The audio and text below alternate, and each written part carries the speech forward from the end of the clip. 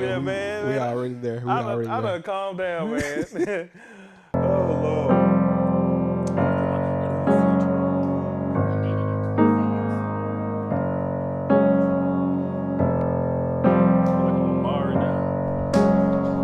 Results are in. It was not something you want to talk about, though, right? Yeah, man. That's not bad. Yeah. It's comical. 1 minute.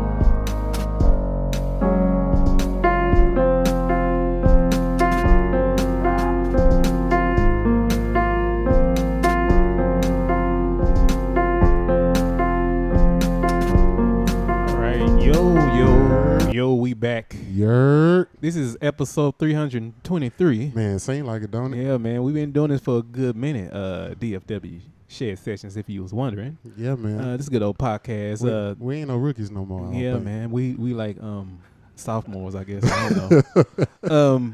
So I'm Lucius, by the way of Lou Paul Beats. We got my good brother J.L. Groove. What it do? Always in the pocket. And we got the beautiful Professor Mel Will. Hey. And we got a good brother, man. This episode finna be lit, man. Oh, man. I'm telling you right now. Be good. Oh, man. Yeah, we finna bring it out of him. No, he talking about he finna be good. Oh, Lord. Yeah.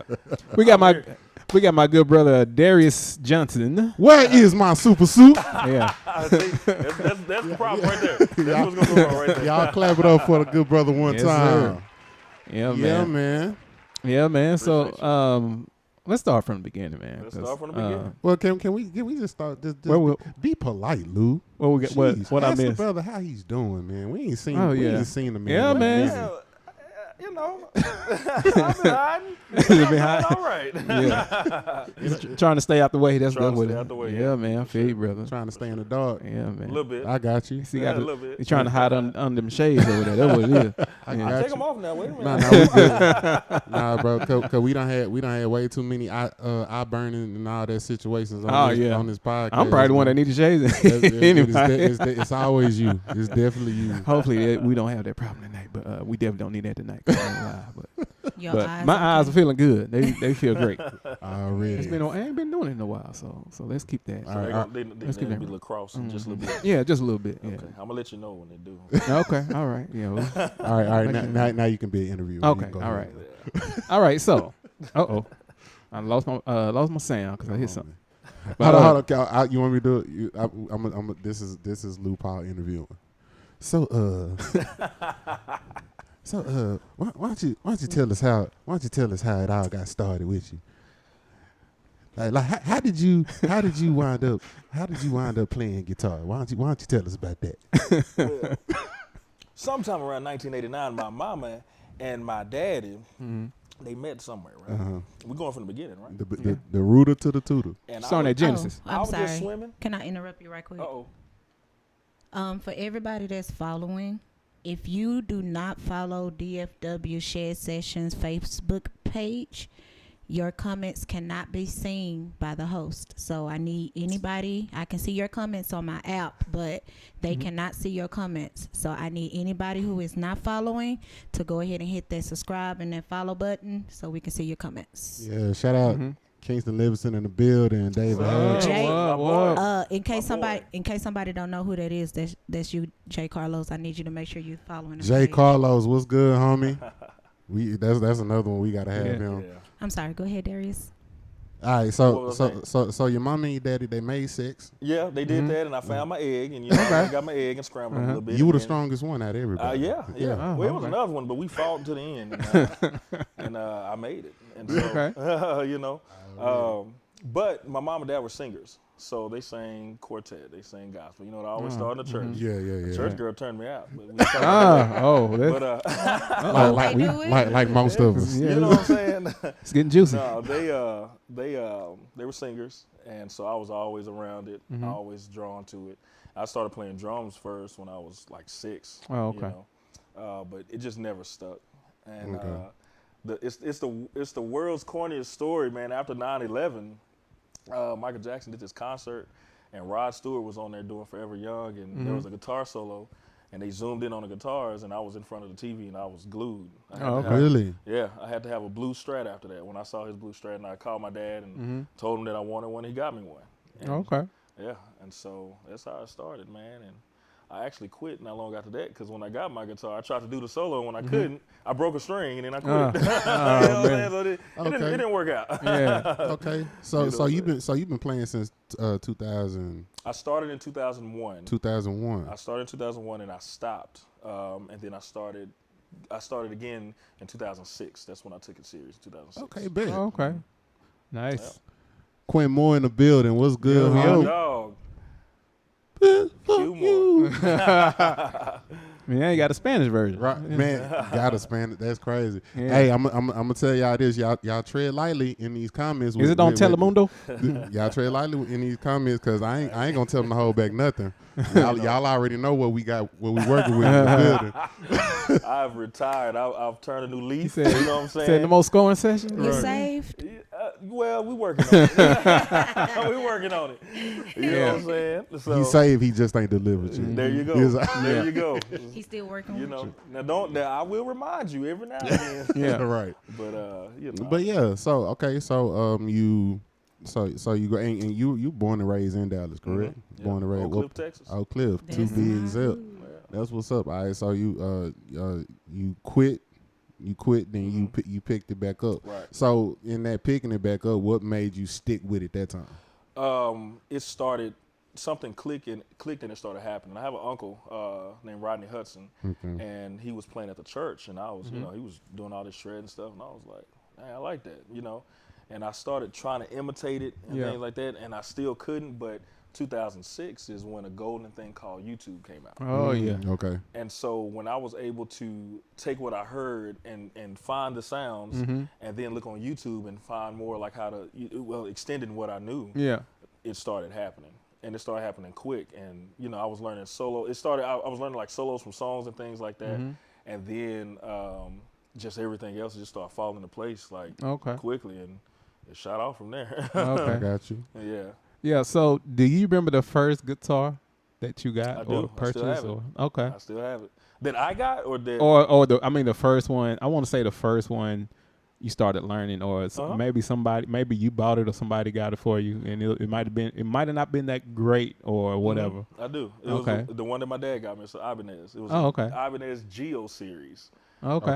And it was a guitar. It came with an amp and all that, the video. And it was old. Yeah, it was a whole package. One model, one package. Oh, okay. That's what's up. I got you. Yeah, a whole pack. I still have the amp too. So, okay. Yeah. So did it take much for you to like play chords, or was it kind of? It didn't. It was harder for me to be able to stretch chords out. Oh, okay. And play them quick because I wasn't used to it.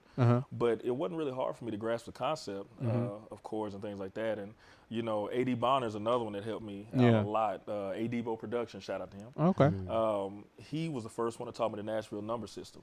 Ah, okay. And so when applying the chords and teaching me the theory, behind what makes it minor, what makes it major, and things like that, and then the number system. After making so much noise in my home church, it started flowing. Okay. And that's what it was. And having a natural ear for it, it wasn't too much harder after that. Yeah. So one thing I definitely love about your playing is when you get into like your rhythmic bag. And I didn't know you started off as a drummer.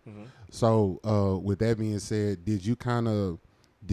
kind of take some of that rhythm, those rhythmic things that you was doing in drums? Do you kind of apply that to guitar, or? No, not really. Because there's a thing called feel.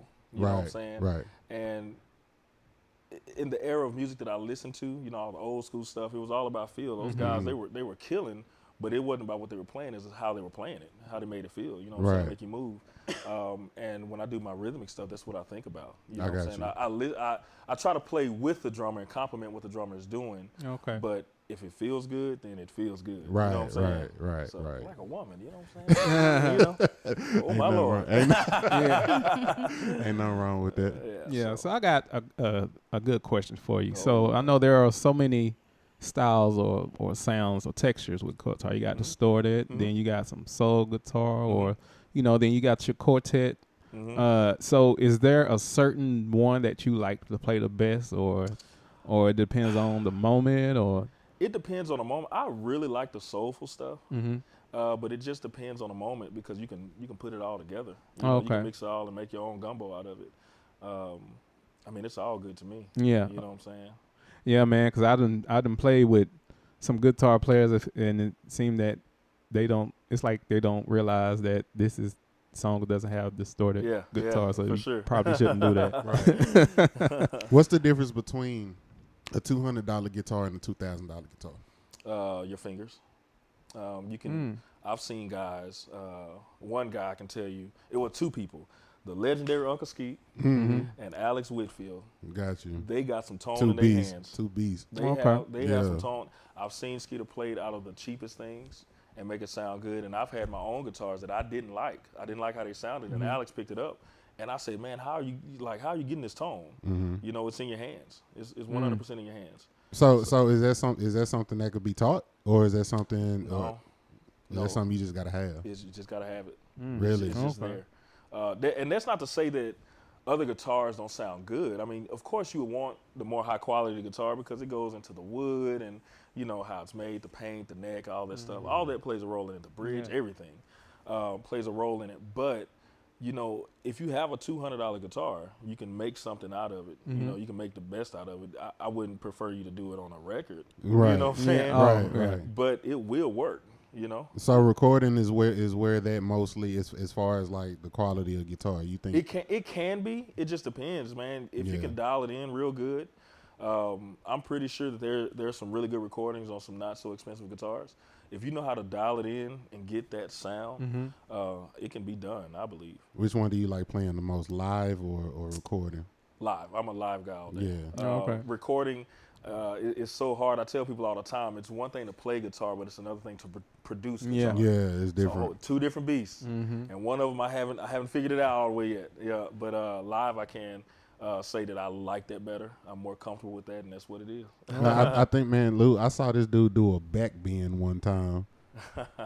A back bend. He did a back bend on stage. He was doing the guitar solo. Oh man! And he went on his knees and went back. I was like, man, y'all guitar players, y'all be going in, bro. Y'all be biting on strings. He was feeling. Y'all be sticking y'all tongue out, and I like somebody trying to get some good something. You know what I'm saying? Darius can't bite no strings. All right, there we go. That's number 2. Shout out Mike. Yeah. The homie you Mike. ain't even got. I need you to prime go it ahead. The homie Go Mike ahead Pugh. and jump in there, Darius. You know what I'm saying? The homie Mike Pugh in the building. Yes, Shout sir. out to Mike Pugh, man. Another beast. We had him on the show not too long ago. Jeremy. Jeremy Laverne. What's good, homie? Kingston laughing a little bit too hard. Kingston laughing at you, so you got Kingston, what you laughing at, man? So I need to know what you laughing at, dog. we need to know now. Yeah. What's your favorite genre to play? Probably R&B. Why? It's just the feel, the soul. That's good music to me. What era R&B? Man, the old school stuff is tough, man. You know, the old stuff is tough, man. Very intricate. I wouldn't say intricate. It's just, I don't know, it was more meaningful. You know, it had more soul behind it, more, you know, they were going through some things. You know what I'm saying? For sure. They didn't have no computers. They didn't have no computers, you know. They didn't have social media, child Y'all support. You know? I think that's for you and Jay. They had Andre drugs. just called y'all out. They had drugs. That's what it When I was. do my interviews, I take my ass in my shades. Oh man, come on. I knew it. I knew it was coming. I'm not gonna talk to JJ Harrison tonight. Hey, Dre, they matching too. They both got on black and Terrible. white. Oh man. Andre built like a powder donut. He need to go on. Yeah, man. But no, but no. So you spray powder on, or? No, that's what Andre do. Oh, okay. That's what I. That's hilarious. But anyway, yeah, man. Definitely old school R&B. Yeah. Old school R&B. Man, 90s R&B though. That's a now that's good too. Don't get me wrong. You know what I'm saying? That's good too. As far as my R&B eras, man, like old school. But then, like you said, like going back then, like they went through something. They looked like they was 52 and they was in their late 20s. They didn't have Plan B. That's the thing. There was no one step in. That was that drug era. That's what that was. Yeah. That's that heroin. The heroin. You know that blue magic. The heroin. Either she pregnant or she not. You know I mean, you know, you got to deal with it. You know, roll with the punches, baby. I got a good question for all of y'all. Oh man. Talking about the R&B eras, the older era, the rawness of the older era. What R&B artists, doesn't have to be today, but like maybe in the early 2000s, late 90s, what artist would you say is the closest to that feel? Their music is the closest. I got who in mind I want to say, but I want to see if y'all going to say the same thing. Like current R&B artist that's closer to... Not, it don't have to be current. So like your late 90s, what maybe am I early comparing 2000s. it to is what I'm asking. The older R&B, the rawness, like he said, the baby making music and the older music. I will for sure say D'Angelo. Yeah, for sure. Yeah, D'Angelo. Yeah. I was gonna say R. Kelly. No, he doesn't really remind me of the older, like he took over. Robert took over the 99 and 2000. Yeah, Robert took over. Robert took over. You know, 99 2000. But you got Tony too. They man. Yeah. Oh, that's a good question, Mike. Yeah. He said, "What does today R&B lack?" Everything. like in most cases is now okay. No, I can't take that back because my only issue with today's R&B that's mainstream, like to find the good stuff, you don't go mainstream. Yeah. But the stuff that they're pushing out, you can't tell between the R&B singer and the rapper. Yeah. You know what I'm saying? They both using the same. I guess they both using the same plugins, but it's definitely some super dope. Like one of my favorite R&B artists, just his name is Kenyon Dixon, something like that. Kenyon Dixon, super dope. Yeah, for sure. Super dope, beautiful voice. You know what I'm saying? But he's not mainstream. Yeah. You know what I'm saying? I guess the word to put on it for me would be commercialized. It's just so commercialized. That's a good word. It's hard to get into it. You know what I'm saying? There's an artist I play for by the name of D. Scott or Dixon. Yeah. And man, that boy, he can, man. If you know, you know. You know. I think I can throw Luke James in there. Yeah. I think I could throw Luke James in there. You know what I'm saying? Pound for pound, dope vocal. You feel what I'm saying? I think I could throw him in there. Could you throw PJ Morton in there? And the reason why I say that is because when you listen to his older albums, very, very meaningful. Very meaningful. And even some, a lot of his stuff, of course, he's still trying to keep the relevancy of the older feel, but more mainstream now. I still like his music, but I gravitate to his older projects. Yeah, he steady and evolves as well. Yeah. Yeah. He sang better. The more his hairline recedes, the better. You know what I'm saying? So the only but even with PJ, and this is just my personal opinion, argue amongst yourselves, but it seems like while it's good, it's not taken away from the talent. It do seem like his songs are becoming more and more predictable. If that makes sense. I agree. You know what I'm saying? Like where he's about to go, and stuff like that. Same It feel. seemed a couple of the same runs, the same the Menace stuff and stuff like that. Do you think that's the mother of that baby is Gumbo, the Gumbo album? Oh, for sure. Okay, For sure. Yeah. Okay. For sure. That's his. That was his. Just That me was the one, wasn't it? Yeah, I was about to say me personally. I don't think anything's topped that. Yeah. Mike said, "Do you feel real R&B has pretty much gone underground, and how can we as a people bring real music back to the forefront despite commercial industry standards?" Is Mike a journalist? Right. Mike come with the business tonight, boy. No. He wasn't. He want us to think. That's a good question. He Mike. wasn't talking that much when he was on the You know what I'm podcast. saying? Jesus Christ. What did he say? What is it? I'll let one of y'all answer that first. Cause they be saying I talk too much. Oh man, the real R&B pretty much going underground. And how can we as people I wish I had a bring talk box real to answer this music question. back to the forefront? You know what I'm saying? I wouldn't say underground. Yeah. Because of Hamilton's. I mean, that's some feel good music too. But they're not in the forefront though. Right. But you know who they are. Yeah, true. You know what I'm saying? Oh, Anthony Hamilton. Anthony Hamilton. Yeah. That's That's another one. Yeah. That's another. Because you did not talk. See, see, they say I be talking. But, Yeah, answer the question. but How can we as a people? I feel like Martin Luther King tried to answer this. You see, I mean, I don't know. we believe. right. Me personally, I don't know if he can bring it back to the forefront because Yeah. it's what sells, is what the people want. Right. You know, and What's so relevant at that time. yeah, and you got to commercialize it to sell the product. Yeah. So we as a people, what can we do? Well, so pretty much you just kind of you still kind of answered that question though. If you want to do the we as a people thing, then that means those people have to support what they want. Mm-hmm. You feel what I'm saying? Those people have to buy those records. Those people have to stream those projects.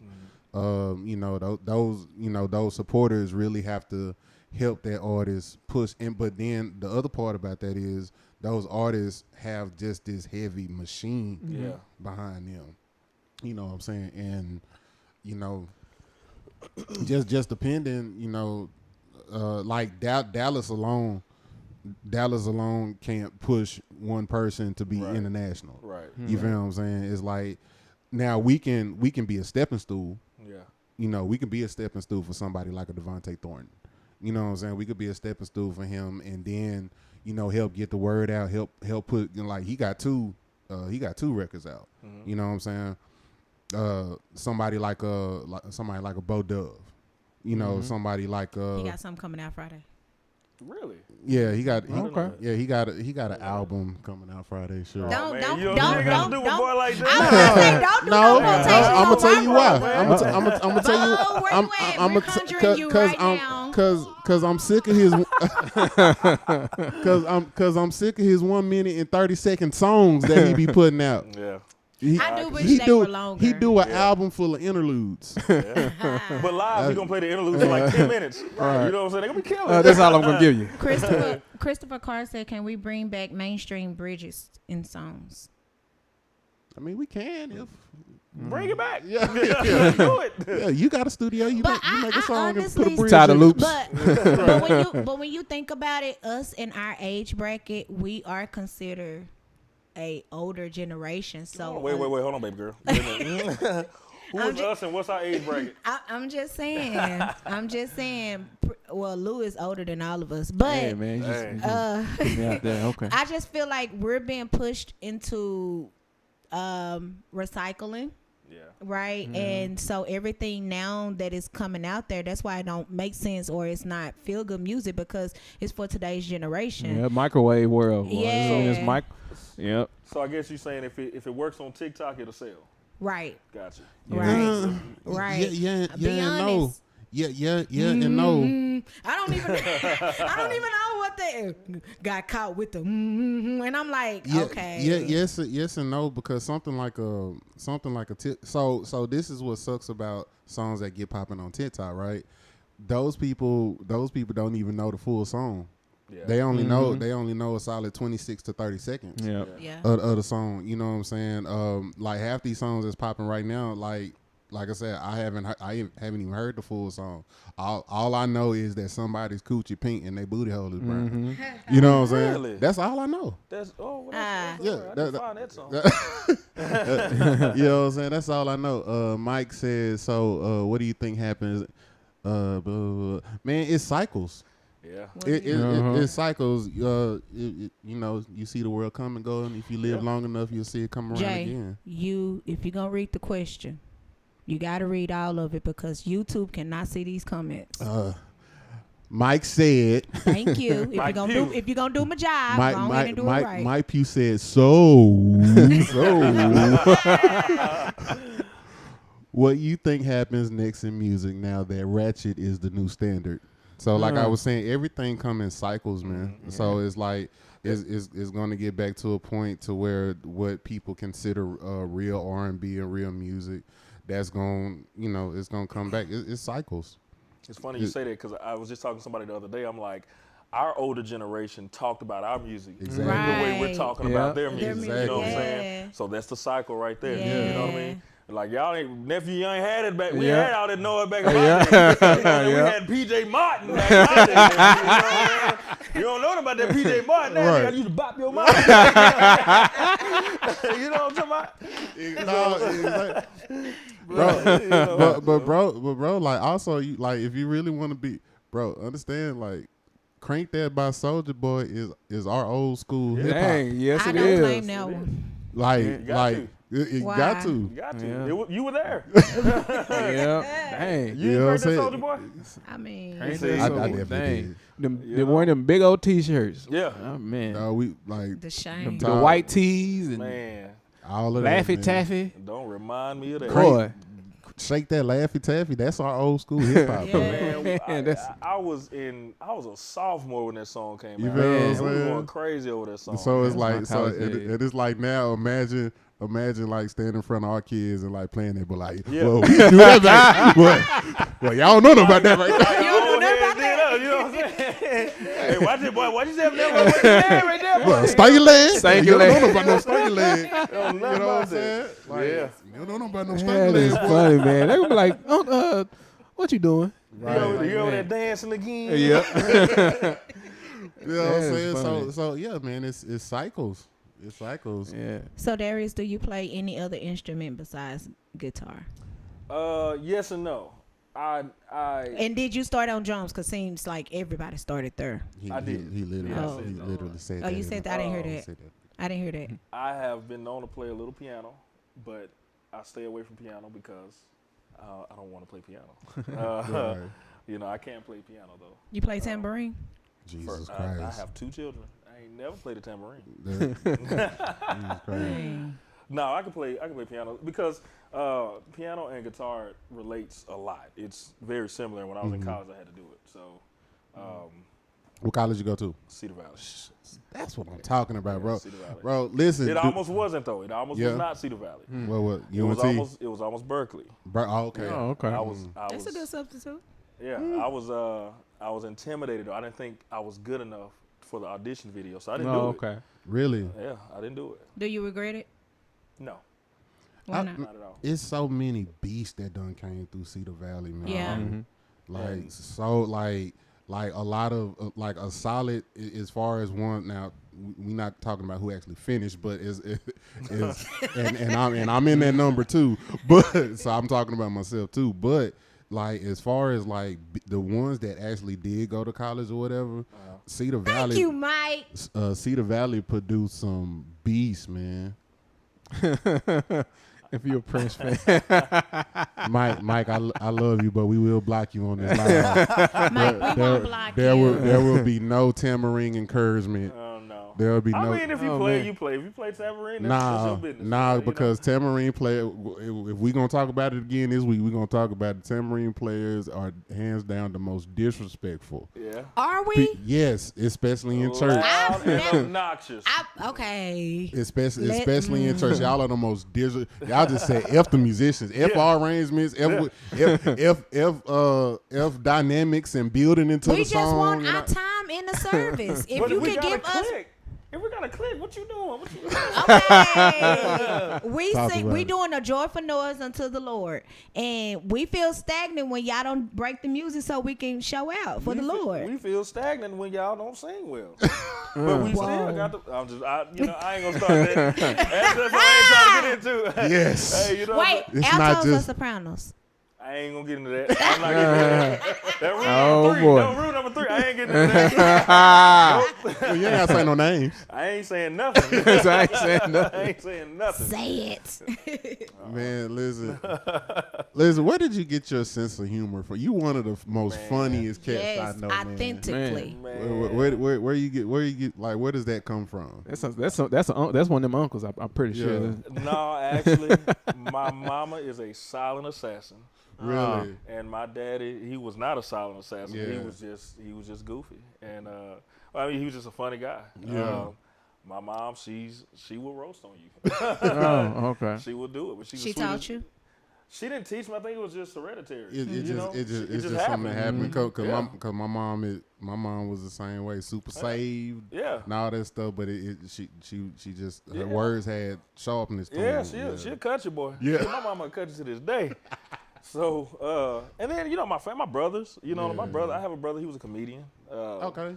A lot of my family is goofy, so it was just bound to happen. Man, there was always somebody. Hey Lou, nice, you go back nice and for you to I'm join. here. Okay, yeah. Oh yeah, welcome back. Yeah. Good to see you in your locker. You know what I'm saying? You know. Yeah, I'm just saying. There's always somebody on Facebook. You always go back and forth with some type of memes or something. Yes, I love to see them battle. I'm like, well, here we go again. Here's another one. Okay. So since who came up with that? So since we talk about it, because you don't have some knockdown dragouts with the homies. Yeah. Which one out of all of them? Which one can you recall was your favorite one, Dwayne. or your most formidable opponent? Man, it's a couple of them. Yeah. Dwayne Gummy, Geno Stevenson. Yeah, he came with that heat. Gino Igerhart. Really? He came with that heat. Ooh. I don't know if we went back and forth on Facebook or in our group chat.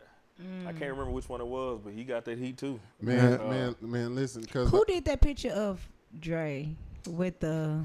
What rule number 3? Oh, I remember that. Listen, that picture lives in my brain. Oh man, I forgot time. about that. Yeah. I did not, because that man I got in trouble a couple times. Yeah, okay, boy. I digress, but I just wanted to know who came up with it. Which one are you talking about? The one when he had blush and the feathers. Yeah, I remember that. Dang, That one got me in trouble. Did it? Okay, we don't have to talk about it. You went to Facebook, Jeff? Sometimes, no. We'll talk about that off air. We'll talk about that out there. But Andre be doing that to himself because he be posting some zesty pictures on purpose. He does. But and it look like him. I can see him wearing blush. So I just want to know. I just want you to know that they make my day. Yeah. When y'all go back and forth, I'll be like, I'll be at work and I see and I'll be like, oh. I'm gonna put this disclaimer out there since everybody is watching though. You know what I'm saying? When we do that, when I do it, I can't speak for nobody else, but I don't mean any harm. I mean no disrespect, you know what I'm saying? It's all my family. We just having a good time. It's all love. I feel like you missed your calling. It's literally the internet version of scoring. That's all it is. About that. About that? Let's talk what about it? Which calling? The comedian? Stand-up? Yes. Yeah, I've heard that a lot. Yeah, I feel like you missed your calling. You ever thought about it? Well, let's go into this. Let's say it like this. I have a deep, dark secret. Okay. Talk about it. I'm extremely shy. Really? I'm extremely shy. Oh, okay. And I've been told that several times that I need to go into stand-up. And, I just can't imagine. I got to stand here and look at a bunch of people and make them laugh. Like, that's going to hurt. You know what I'm saying? Especially if they don't laugh. Yeah, because I'm shy. It's hard for me to do that. You know what I'm saying? people don't believe that I'm shy because I'm acting like this. I'm like, well, I act like this when I'm around my comfort, my people. Yeah. This is my family, Right. so I can do this. But if nobody's around and I'm in a situation by myself, I'm gonna stand there quietly. I'm like, hey, how you doing? Yeah. And that's how I've always been. I was always real shy. Really? So that's why the comedy. I thing do ain't not happening. believe it. Nobody does. You know what I'm I saying? don't believe it. Yeah, that's a whole nother beast, boy. Yeah, man. I've heard. Yeah. I done seen interviews with some of the most top comedians. How they tell me how they done got booed and all of that. And got drinks and stuff thrown at them at the stage. I like, man, yep, y'all can have that. Yeah, man, it's tough, man. Even I think it started breaking when my shot started breaking a little bit. I had been to some funerals, and when they got to the remarks, my sisters or whoever, and they would want me to go up and say something. Like when Ben lost his dad, we were at the wake, and they were doing the remarks, and they sent me up there, and I was oh yeah, I'm not that dude either. Yeah, I'm like, what am I supposed to do? Right. Yeah. Right. And he told me, he said, make them laugh. I'm like, how? Right. You know what I'm saying? Right. And I was so We're at a nervous. funeral. Yeah. That's your thought process is we at a funeral. Yeah, like, what can I say? And even with Maurice, my god brother Maurice, when his dad passed, it was crazy. I was at his funeral, and they made me get up and talk, and I didn't know what I was going to talk about, and I ended up getting up there talking about his pops. Yeah. And everybody was laughing. Right. And they were like, "It's the only cat that can get up at somebody's funeral and talk about Right. it. Get away with it." And like I said, I think that's what make you different, because like if anybody who know that it's not out of malice. Yeah, exactly. Anything like exactly. it's all out of love and stuff like that. It's actually on my bucket list to do like go to like somebody open mic and do like 5 minutes. Yeah. That's on my bucket list. Let me know. I'm gonna be there. I'm gonna see how you do. Man.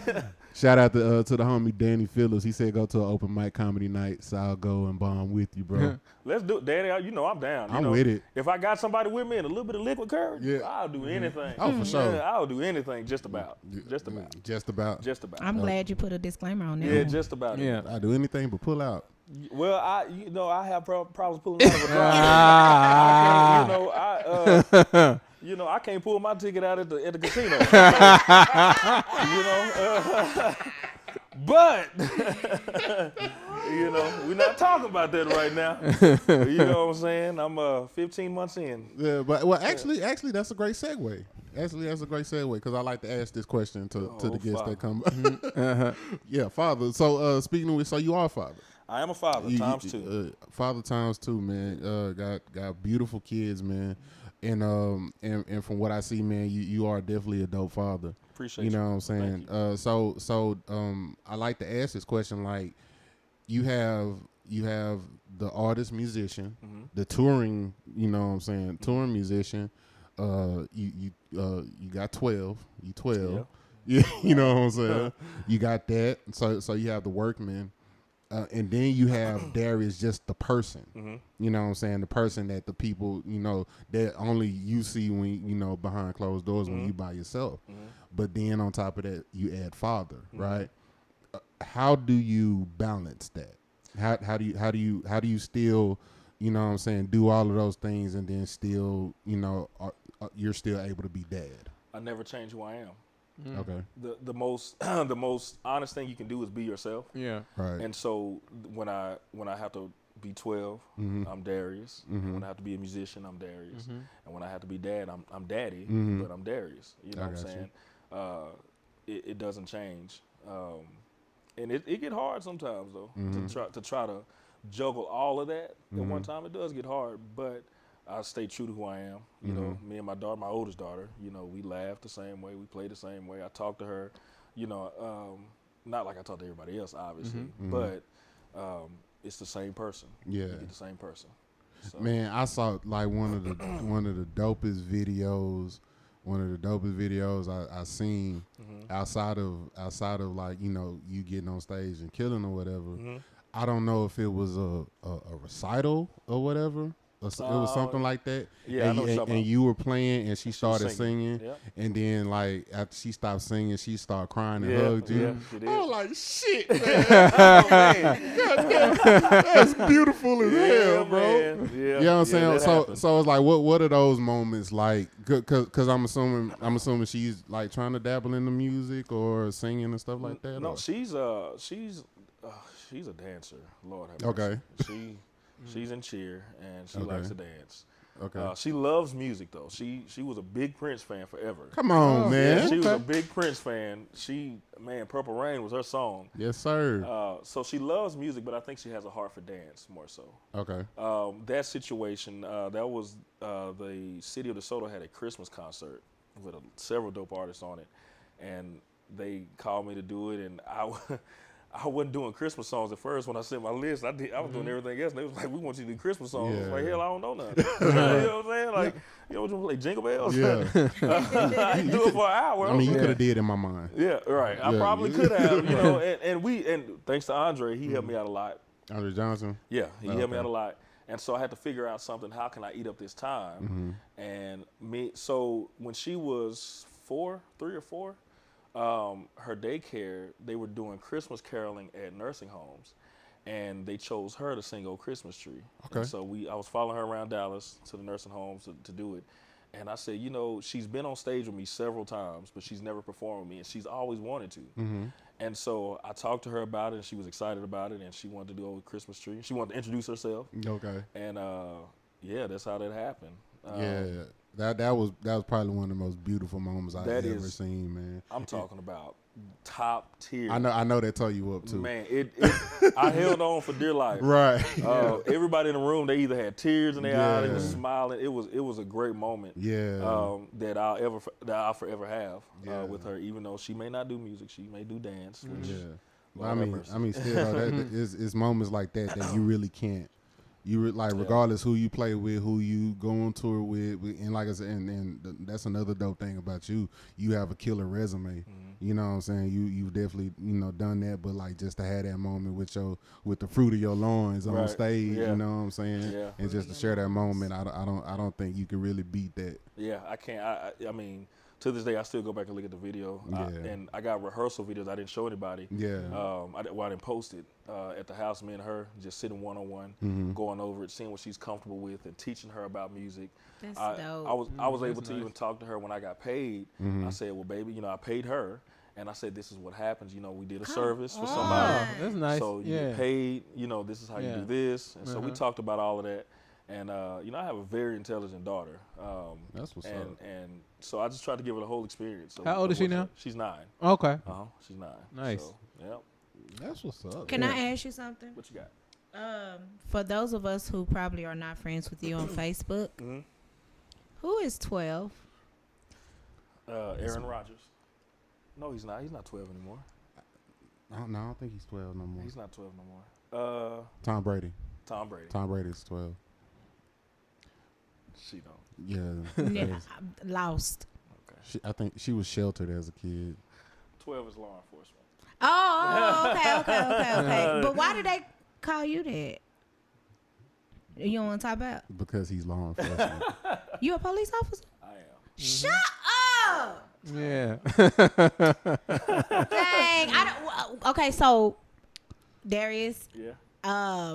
I don't think I've had the pleasure of having conversation with you. So it's not like I know these things, y'all. It's all good. Oh, yeah. Ask away, baby. I got you. Don't let them fools make you feel bad. Thank you. Ask your questions. No, that was my question because I heard him say 12, and I'm like, who is 12? What kind of stage name is that? Every week I say we do our research here on DFW Shed Sessions. I can honestly say, I think. Well, besides Darius, I think I'm the only one in the room to have a 9 to 5. I did not do any research today because I was slammed. It's all good. So I apologize. You all good. You all good. I am, for those that's out now. Yeah. For those who don't know, I am in law enforcement. Top flight security of the world, Craig. I'm a motorcycle cop, actually. So, really? Yes. So what? So like, you doing all them funerals and stuff? Funerals and everything else. Yeah. So you ever fell off? I've gotten hit one time. Oh. Yep. Oh, you got hit. I got hit. It was during the funeral, wasn't it? I fell off, yeah. Pedestrian? It was during the funeral, wasn't it? It was during the funeral, yeah. Dang, I got that sucks. I got hit in the parking lot of a church in Arlington, Cornerstone. A church? Mm-hmm. Wow. So I guess we could talk about it then. So what made you go that route? As far as your daytime job? My dad was military. Okay. And he was Air Force Police. Okay. And I was kind of around it a little bit, so I was kind of always drawn to it. I got in 2013. That's when I decided I wanted to try it. And then that's when I went full time. And it was cool. You know, I had a wreck. It was real bad. Kind of almost like lost my life and stuff. It was cool. Mike said that be you pulling them over on 20. Yeah. I knew it. See? Hey, y'all, the good brother Medrick in the Meds in the building. What's up, man? One of the hardest working men out here. Yeah. With your profession, what's your best thing that you like to do? Play guitar. But it's hard because I love to play guitar, but I like to be on a motorcycle. If you never rode a motorcycle, it's different. And so it's so dangerous. It can be, you know, it can be. True story. My dad, we was riding home not yesterday, but a few days ago, and my dad likes to ride with the window down. So we listening to Jonathan McReynolds and talking, and the lane merges, and it's a motorcycle, and his lane is the one that's ending. I don't know who's in the wrong because I wasn't driving, but the motorcycle guy got mad at my dad because he kept going, and the motorcycle guy is like, "Did you see me? Did you see me?" And he's yelling inside the car with the windows down. And my dad is like, "Well, did you see me?" So I'm trying to figure out, why do people want to ride motorcycles and it's so dangerous? Man. Well, it's not. It can be dangerous, but drivers really have to watch out for motorcycles because we're so small, you know, and you know, there's blind spots and all that, and people have almost hit me and my other guys on the freeway many times just for not paying attention. Man. You know, really? they'll start getting over. I just saw a bad accident on the way home like last Thursday. Yeah. Dude was laid out. Really? I don't know if that dude was even living. Like a cop was checking his pulse and the bike was laid in the street. I was like, oh man, that's rough. You know, I've seen some stuff. Yeah. Thank God I've never seen anybody die on a motorcycle. That's dope. But you know, you really got to watch out for bikes. Yeah. You know, we on two wheels. Ain't got no seatbelts, dog. Right. You know what I'm saying? So. You in a motorcycle club? I'm not in the club. Okay. I'm not in the club. Biker boy. Right. I can't. Sons of Anarchy. Rough Riders. Yeah. You know. Man, so it's like, do they look? Cause like I said, with your touring schedule and stuff like that, and the people you play with, like, do they let you pick your own schedule? Or yes. Like, so Mike. I was full time in 2013. Driving between cars. Yeah, I mean that's another story, Mike. You being messy. You need to go play Call of Duty or something. God, dog. Mike, Get that 2K though. Mike being messy now. Mike taking both spots tonight. Yeah, you know what I'm saying? It's normally both. Yeah. Yeah, that happens. Yeah. That's dangerous. I can't say I have done it. I can't say I haven't. You know? Yeah. You Right. know. But so you're in the military. You're a military guy. Yeah. So you're familiar with the reserves. Of course. So I'm a reserve officer. Okay. So Gotcha. I'm only required. I've only been asked to go into the city for 20 hours a month. Right. I work 8-hour shifts, so it's kind of weird how it works. Yeah. I only have to go to work 20 hours a month, which is twice a week or once every 2 weeks. And when I have to leave for whatever I got to do, I just let them know, and they say, cool. The catch-22 is I don't take a salary. I have not taken a salary from my city since 2015. But that's smart. Yeah. Yeah. And so I got out of law enforcement after I had a brother that was killed, and I got out of law enforcement right around that time. I didn't go back until right before COVID, so the end of 2019, 2020. Okay. And the reason I went back is because, and for the young musicians that's listening, you know, I hope you hear me. Drop the gym. Ain't nothing wrong with having a backup plan. Thank you. Yeah. Nobody's gonna laugh at you. We preach that over here. Nobody's gonna judge you. You know, a backup plan is necessary, and because I had the credentials, I had the experience, I'm like, well, let me go back as a reserve. Yeah. And that way, if anything happens and I can't play music anymore, I have a job to go to. Yeah. That's smart. So that during that time, it was March 2020, I think. I was supposed to be out with the Hamiltons. We were leaving for Puerto Rico that week. And Lilo called me. Tony Lilo called me. He said, "Hey man, I don't know if we're gonna go because this COVID thing is getting crazy. You know, this coronavirus. It wasn't COVID, it was coronavirus. Right. It's like it's getting crazy." And so he called me back and he said, "Man, I talked to the Tones. You know, we're not going." And so we was like, "Cool." You know, I was like, "Cool." You know, it sucks, but cool. Yeah. And a couple of days later is when the world shut down. Well, what happened when the world shut down? Everybody lost their gig. Right. Yeah. You know, I called my supervisor and I said, "All right, you know, hey, you know, I'm not, you know, doing anything." Cleon was working at AutoZone, I think. See? Oh, So really? I'm lying. I'm trying to picture that in my head right now. Hey, brother, you need some pops. You need a cabin filter. I got a catalytic converter back there for you. You know, Some spark plugs. you know what I'm saying? You know, you kind of look like Cleon, but we ain't gonna talk about that tonight. Hey man, see, I ain't even got the pigtail, brother. So you know. No, so you know that's why I went to the reserve. That's why I got back in it, and you know I choose not to take a salary. Now you might see me working in places like the fair, or you might see me working a funeral, or you know doing something like that. And when I have free time to work off duty, I'll go do it. You know, I get paid for that. outside of being on a motorcycle, what's the most dangerous situation you've been in that you can't talk about?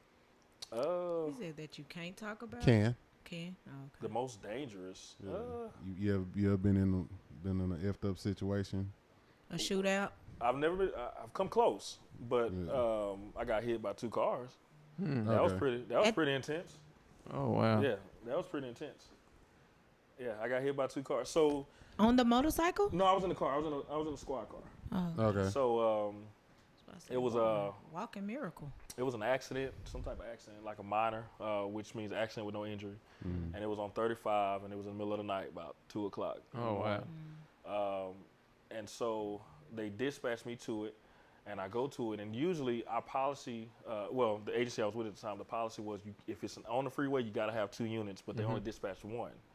So I had a guy, he was on his lunch break, and he heard it. So he was like, I'm going to go up there with him because I don't know why he's sitting by himself. So he got there before I did. And so we had our cars set up, you know. So what ended up happening was we get out, we check on everybody, and we saw that one car had to be towed, and the other one was able to be driven off. So we were waiting for the tow truck, and I was like, you know, when we get this car off of here, let's get off this freeway because I can feel the cars going by me, shaking it. Oh yeah. I can feel the bridge bouncing, and I'm just not cool. Yeah. So, That's the worst feeling. Yeah. That is. So I go to his car, and I say, hey, man, let's go to IHOP and finish this report because I don't like being on the freeway. So I get back in my car, and I turn around, and I look back, and I just got hit. Dang. You know what I'm saying? And so I'm about to jump out of the car because I know I'm on the freeway, and I feel like I'm in the middle of the freeway now. So I'm about to jump out of the car, but I stop because my arm is burning. Yeah. And I'm like, man, what's wrong with my elbow? And my AR-15, the mag had cut my arm. So that's what it was. So I opened the door, and I got back, and I held the door with my foot. Right in that moment, after I looked at my arm, I got hit again. Dang. This time, I feel like I'm in trouble. You know what I'm saying? So I just jump out of the car, I jump over the barrier, and I fall on my back. And I'm looking up, it's the middle of the night, and I'm looking up, and I see the headlights of other cars coming by me. And I was like, oh, you got a sound bite. I was like, oh, it was a word, adjective, it was a word. You can say it. Yeah, so, you know, I was like, oh, shit, I'm going to die. So I jump up, and I jump back over the barrier, and my partner, he saw me at that time, and he pulled me over, and my car's in the middle of the freeway. And so what ended up happening was the first car hit me and straightened me out, but the second car hit me so hard that it knocked me into the wall, and the car came back into the lanes of traffic. And so if I had gotten out, I would have got crushed. Right. You know what I'm saying? And the car was all bent in the middle. And Wow. that's probably the most life-threatening that, you know. Then you went to the Freeman right after that. I wanted to. Man. You know, I actually had to go take a drug test right after that. That was the craziest thing. I was like, man, I'm hurt, man, you know. Yeah. Like, So- really? Me? You know, I came up out of it. I still got PTSD on the freeway because of that to this day. Man, that's you crazy. know. Yeah. So that's probably the most life-threatening. No. Wow. Well, we glad you're still here, Yeah, brother. man, I Yeah, am too, man. man. You know, I can't be in no box now. Yeah, I feel I that, mean, man. you know. So man, like we touched on it, man. You have a super dope resume.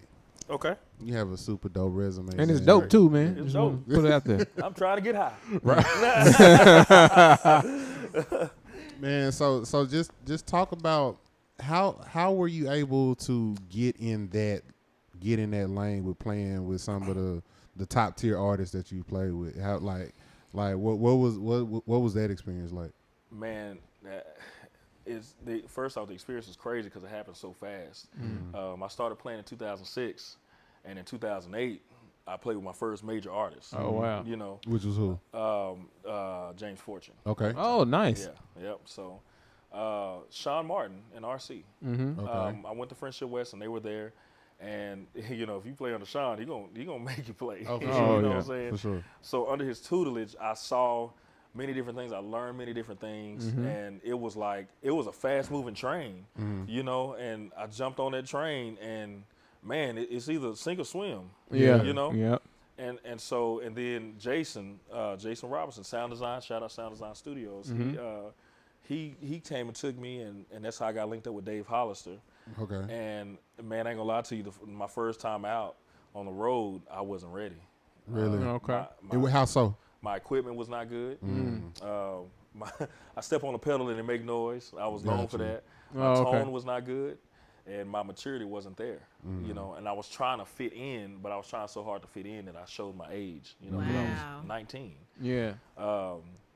And him and Mike Herron, they talked to me about that, and they worked with me on it, and then it just started happening. Steve Lewis called me for some things. It was Leandria Johnson and Kathy Taylor, I think, at the time. And here I am. I'm 20 now. Yeah. And so it just started happening. And as I You started 20? No, he's saying at the. Oh, I'm sorry. I'm sorry. I was, No, okay. you're not good with no 12. At all. And it just started happening, Yeah. and I started getting better and better, and watching YouTube, and you know, trying to hone my craft and learning how this works and staying out of the way. Yeah. The calls just started coming in.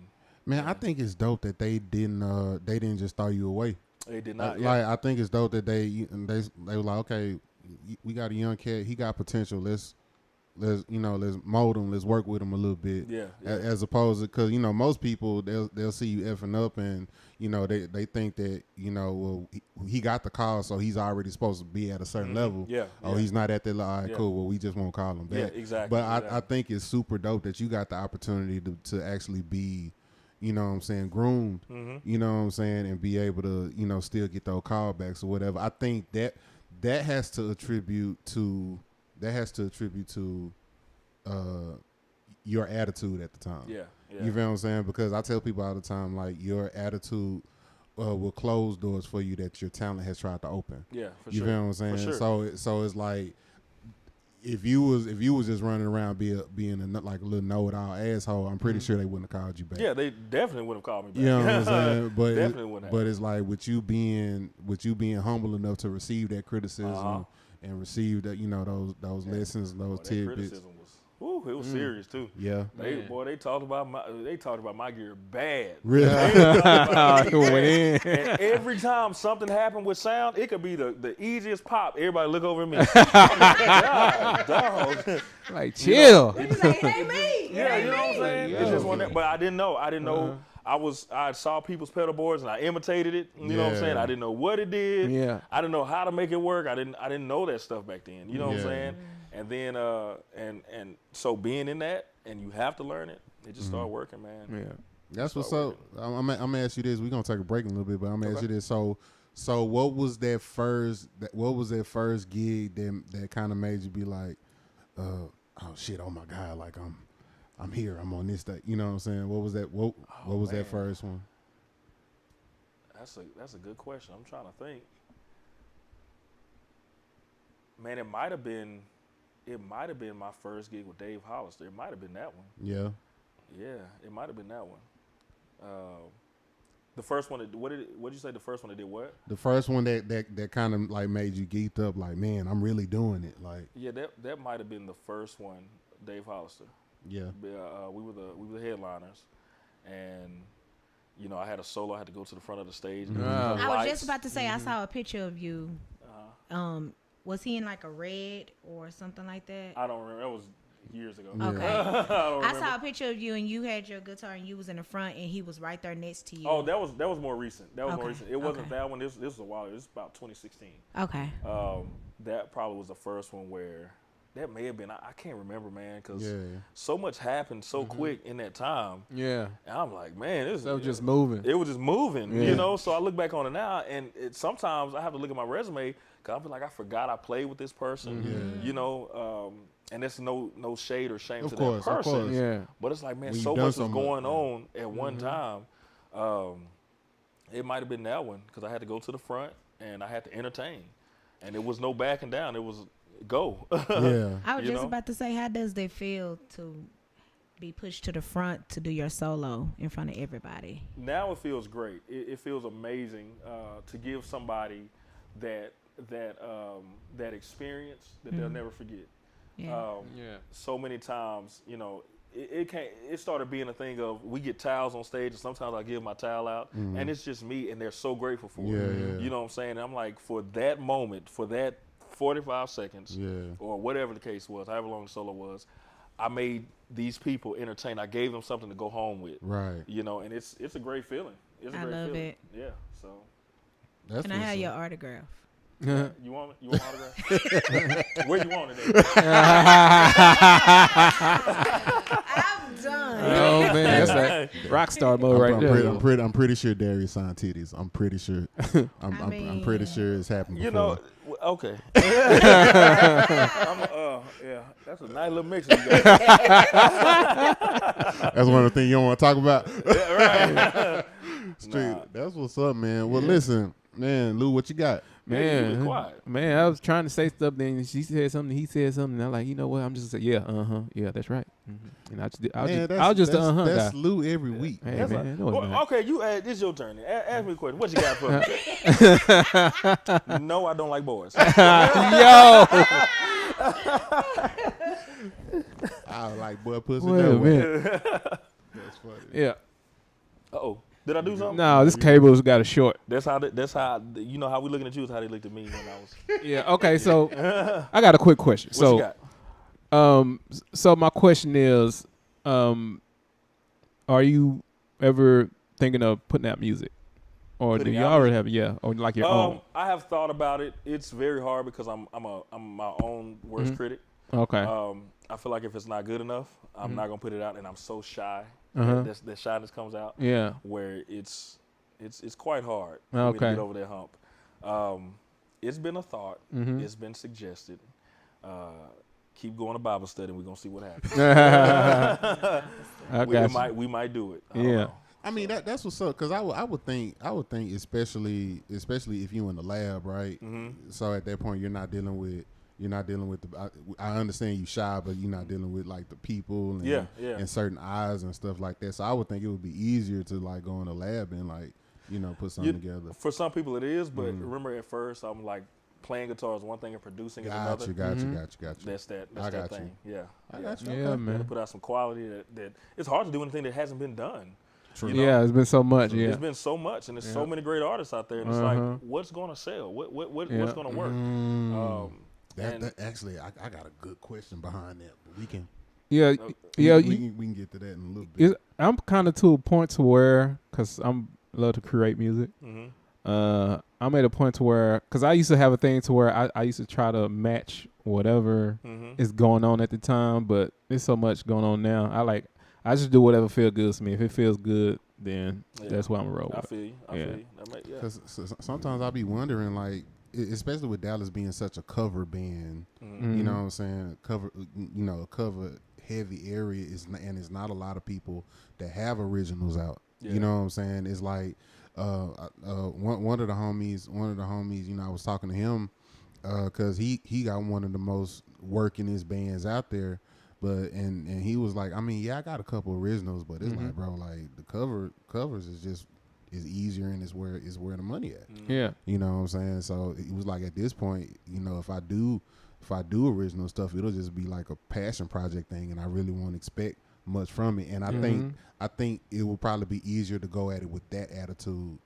It's more of like a passion project. Yeah, Or like for sure. you know what, this is just my baby I'm gonna put out there. I'm not gonna have a high expectancy. Like I'm going to put out dope stuff and I'm going to put out quality stuff. Yeah. But it's like, you know, I'm just going to put it out there so I can live forever. That's what my thing is. That once you put it out there, you live forever. Yeah. You know what I'm saying? What we got something came up. Oh, this David. Yeah, What's David. Up, David?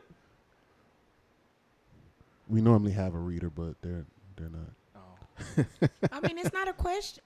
David said, basically, he can relate to. And it's a long paragraph. Yeah. It ain't long. Yeah. It's not long. If you put all my questions together, it's long. Longer. I guess for YouTube, David said, gift and the curse of the great musician.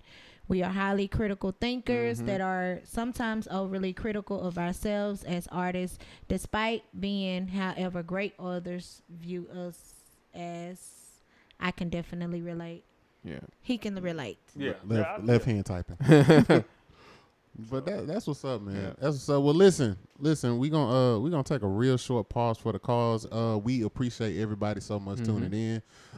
Make sure you like, share, subscribe, do all that stuff. If y'all got questions y'all want to ask us, everybody except for Mike Pugh, if y'all got questions that y'all want to ask us, comments, anything like that, please feel free to hit us up on the live, and then we'll get that answered. Y'all make sure y'all stick around. We got some ads coming up. We got some dope people doing some dope things. Well, you got some who coming up? Ads. Wait a minute. Lord. Take me slow. Commercial, please. Oh, man, that's funny. But anyway, hey, don't bust that nut just yet. We gonna be. He is a hater, Mike. We gonna be right back. Don't bust it, just crack it. Hey, I don't Darius, know don't feed it to you. It's too late. Oh, man. We got the right one. He don't ever say that. He mute. Hey, man. He don't ever say nothing. We're gonna get you next time, Hey, Skip. man. You talking the next segment. We'll be right back, y'all. We'll be right back. See, I'm a photographer. You feel what I'm saying?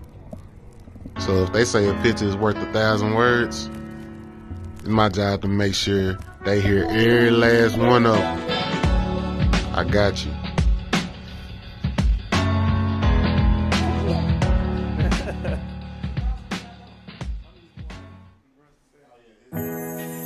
What up, everybody? What's up, fam, man? Y'all are here with your boy, Mr. Music, a.k.a. The Boss. Listen, if you have not, man, definitely go check out my music school. I have a school located in the DeSoto area called Mr. Music School of Music.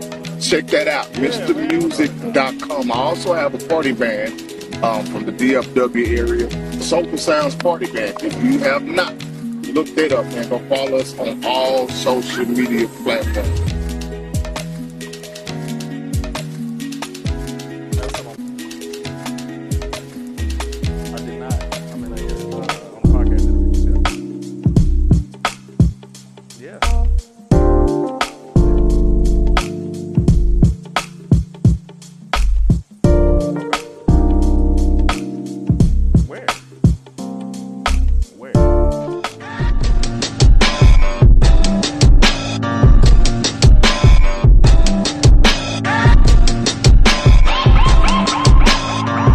Y'all, I finally did it.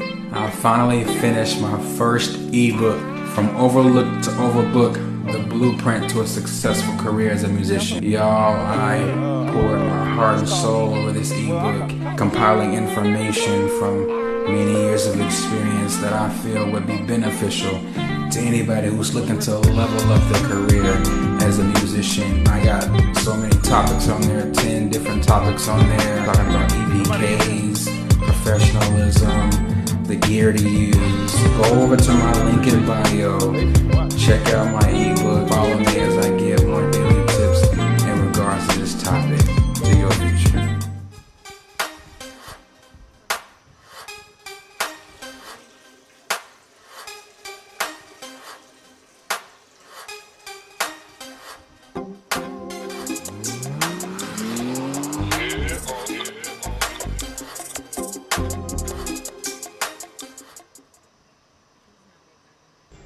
You don't have to be a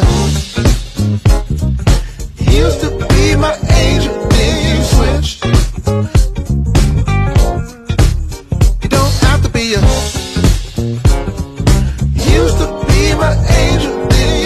finished. You just switch it to a.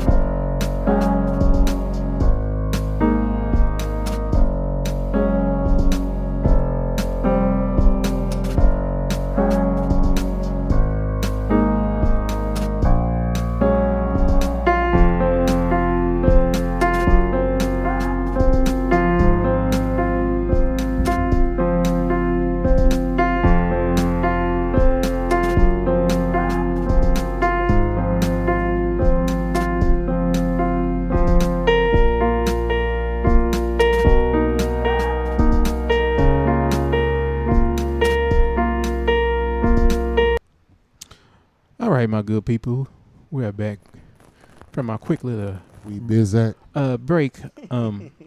So make sure you guys subscribe to our YouTube channel, DFW Shared Sessions.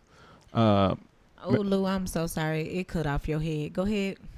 Oh, do I need to start over? No. The lower third. Okay, well, subscribe to our YouTube channel, DFW Shared Sessions. Make sure you guys follow us on TikTok and Instagram under DFW_Shared Sessions. Also, you can follow us on Facebook at the DFW Shared Sessions FB page. So let's get to the social media plugs. Professor Melville, where can we find you on social media? You can find me on all social media platforms under Professor Melville. Plain and simple. Okay, my good brother. Yo. Where can we find you on social media, Jay? You good? You all right? Yeah, I'm good. You sound like you was about to cry. No, not tonight. Sentimental. You got emotional? No, I'm good, man. He missed you. Understood. Hey, man, pause. Lord. Now, man. I need to play with. I need to. You got some sounds in there. I need to control that. But nah, man. So we got. I'm just getting started with. I ain't even touched nothing yet. Nah, no. Normally he works with that, but nah, man. We got So we got who is JL Groove. JL Groove, Facebook and Instagram. Then if you want to ride this funk train, you can holler at me on Facebook and Instagram, Funky Your Feelings. Also, if you want to dabble in some of this funk couture, we got merch out, so it's about to be hoodie season. So get your hoodies and all that stuff. Gotta get that. Squared away. That's one of your shirts. This one? Yeah. Yeah. Yeah. And then but it's just white. Where's the letters? And then if you want to, it's marketing, brother. White ice is colder. You are the canvas. But then if you want to, also, man, if you want to support one of my mini conglomerates, you can find me at Another Groove Project. We do photography, videography, marketing, all of those good things or whatever. So you can definitely find me on there as well. Also, you can find me on christianmingle.com. Hey, Lou. Black Planet. Hey, Lou. X Hamster. And on the fans. Jesus. Yeah. Under Brother Big below. Are we still here? Oh, okay. Lou. Yeah. Skip all of that. We live, baby. Where can we find you? You can find me on Instagram, Lou Paul Beats, TikTok, Lou Paul Beats. Lou Paul Beats what? Lou Paul Beats. Oh, you got jokes. Okay. Yeah. It just hit me right too. Yeah. Yeah. Okay. So anyway, what does he beat? we're still here. Don't. Okay. Don't. So yeah. Damn, Lou, I feel like I changed my name now. He just anyway. Paul and RuPaul. Boy. Y'all in that thing together, boy. Okay. See, he said he said he don't do that no more. See, he said he got changed. He said he didn't change. See, he didn't change. Yeah. Okay. All right. So anyway, I also have music out. If you like to check out some cool hip hop instrumental music, you can find it on any music streaming platform. Just put in Lou Paul Beats. You should find it. Okay, so before I was really interrupted, my good brother Darius, where can we follow you on social media, my good brother? Instagram at Johnson Darius 24 and Facebook. Okay. I want to say, I'm so sorry I misspelled your last name on accident, but your social medias are correct. Okay. I just want to put that out there because somebody gonna say it. Okay, yeah. Second to none band. Yeah. What's good, homie? Who is that? Or homies? I have no idea. All right. Who's that, Lou? You said They what? said Andre. Oh yeah. I know. Okay. Yeah. What up? What up? Sure. Hello. Hello there. Hello there, brother. A fellow Cowboys fan, might I add. Yes, welcome. Okay. You know what I'm Welcome. Y'all get your ministry together. Man, it's fine where it's at. Yeah. It's Darius, fine where can it's you at. please continue I don't know what I was talking about. your social medias? Oh, yeah.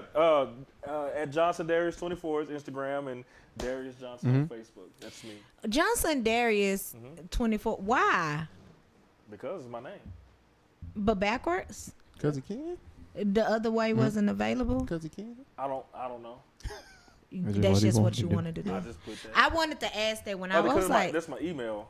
okay. So Gotcha. I don't know. I'll change it if you want me to. No. I just wanted to know what was the method behind it. Okay. My name. Well, we get some guests. They they be all deep and stuff. So it's like it's a reason that I put the Yeah. so So I just want to know. That's what's Flight of up. the butterfly in my left eye.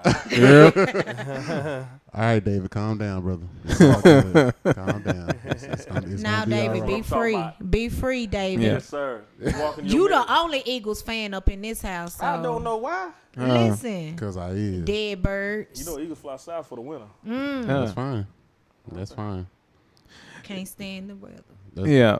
So, It's cold. brother Darius. Yes, what you got? Yeah. So, do you ever deal with having to hire a band? Yes, sometimes I do. Okay. So, far as for you, what are like deal breakers? Something that you wouldn't condone? I guess like when you bringing in a keyboard player, a drummer, or a bass player. Musically or just in general? Just in general, like you got to have a band for this event or whatever. Just professional, not being professional. Something I don't condone. My brothers, I'm never going to ask anybody to not be who they are. I'm scared of you, David. But if them being them is a cause of concern for the people that they're clients, be yourself, but be yourself Yeah. behind closed doors, away Yeah. from the clients. Yeah. Because the last thing I want is them to call me Right. and say XYZ. Yeah. You know what I'm saying? Make sure you're not funky. Because people will show up on the gig. Oh funky. man, didn't we just we just had that did. conversation. Man. Just Boy. had that. I don't come to that. I put you on funky. You know what I'm saying? Lawyer said the same thing. You can use my shower if you want. You know what I'm saying? We're not gonna do that. Yeah. You know what I'm saying? If you hygiene. if you loud and obnoxious, that's fine. Just don't do it in front of the client. Yeah. Right. You know what I'm saying? Yeah. If you don't like the drummer and y'all got a box, go ahead outside. Right. You know what I'm After saying? the gig. That's basic. That's really the only deal breaker Yeah. because I know anybody that I call is gonna deliver what I want them to musically. Yeah. It's just, punctuality is a big thing. Yeah. For sure. You know what I'm saying? I need you to be punctual depending on, with some things you can kind of bend the ropes a little bit, Yeah. right? But there's other things you can't. Mm-hmm. And so, for example, I had a gig a few months ago. A lady, she had her 90th birthday party or something, and she was a big fan of mine. And I was in Nashville, I think. Okay. And so I was getting in late. I think my flight may have been delayed or something like that. Then my pedal board, the power supply on my pedal board had went out, and I bought a new one. It came in a small black box.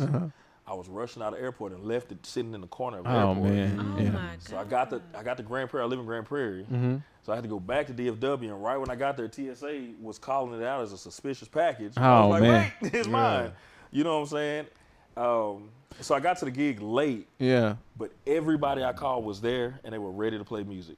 And the people they knew that I was going to be late because I'm like, hey, I can't be there at this time because of my flight. Yeah. You know what I'm saying? And they still wanted me to do it. They said, just get there when you can. All right, cool.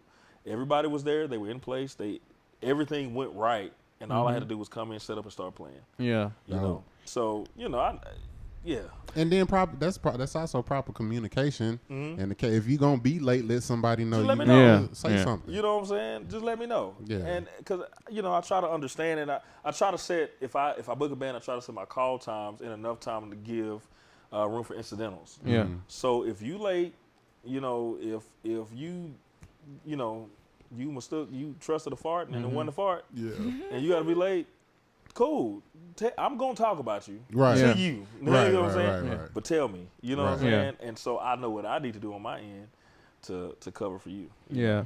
So speaking of these flights, I'm pretty sure you deal so much with the security TSA or whatever yeah. when you got to take your equipment. Yeah. Because they be wanting to get you to take it through the instead of taking it on the plane with you. Yeah. Yeah. I get in arguments I've gotten in my fair share of arguments. Yeah. Where this actually happened back in August. It happened, and I almost said, "Well, I ain't getting on this plane if I can't take my guitar." Yeah. Because this cannot go under the plane. It absolutely can't.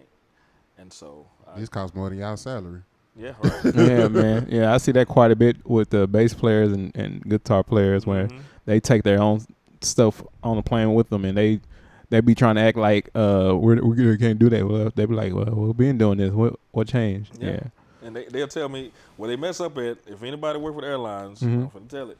Where they mess up at is they'll gate check. They'll want me to gate check it. They give me the tag and tell me just leave it at the end of the runway, or the end of the ramp. And I'm like, all right, man, I'm gonna leave it. Yeah. That bad boy ended up right on their plane. Yeah. You know what I'm saying? Like, hey, Yeah. so, I have a question. what you got? So we hear this a lot about piano players playing in all the keys, or somebody wanting a piano player to play all keys.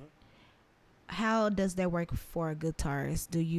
I don't want to ask if you play in all the keys, but is that something that you think a guitarist should strive for, to be able to play in all keys? Yes. So generally, a guitar, it's if you break it in half, it's 12 frets, right? And then at the 12th fret, it starts over. So the open string is the exact same. All the open strings are the exact same as a 12th fret, right? And that's all the keys basically. Now some guys, they can't play an all 12 keys. They use what is called a capo, and they'll simulate, the fret, the open strings being somewhere else, because they can only play the shapes in that. It would be E, but they can only play shapes in E, Right. or G. You know what I'm saying? And so they use a capo. I know a couple guys that are older, God bless them, that can only play with a capo. I do encourage all guitar players, learn how to play the guitar. It's like transposing on guitar, basically. Right, right. Yeah. I wanted to say that, but I don't know much about a guitar to say that. So yeah, it's the same. It's transposing. So just learn how to play that transpose button on guitar. Right. And learn how to play with a capo. Yeah. Sometimes you might need to play with it, but don't handicap yourself with it. Right. Yeah. Do you play with a capo? I don't. You the real deal. No, I don't. I can, but I don't. I'll get confused and I'll start fooling and I'll be like, I don't know. That's good though. Yeah. That's what's up. That's what's up. All right, man. I think it's about time for the segments. Yep. About that time. All right, so we do a couple recurring segments on the show every week with all our guests. We just want to deep dive and get to know you a little bit more. Okay. So the first question now, like I said, we've talked about your resume and stuff like that. You've played in many cities. How many cities have you played in? God, I don't know. A lot. lot. All right, so with that being said, man, the first segment is gonna be called Top 5. Okay. I want to know the top 5 cities that you've played in. Chicago, Philly, Boston,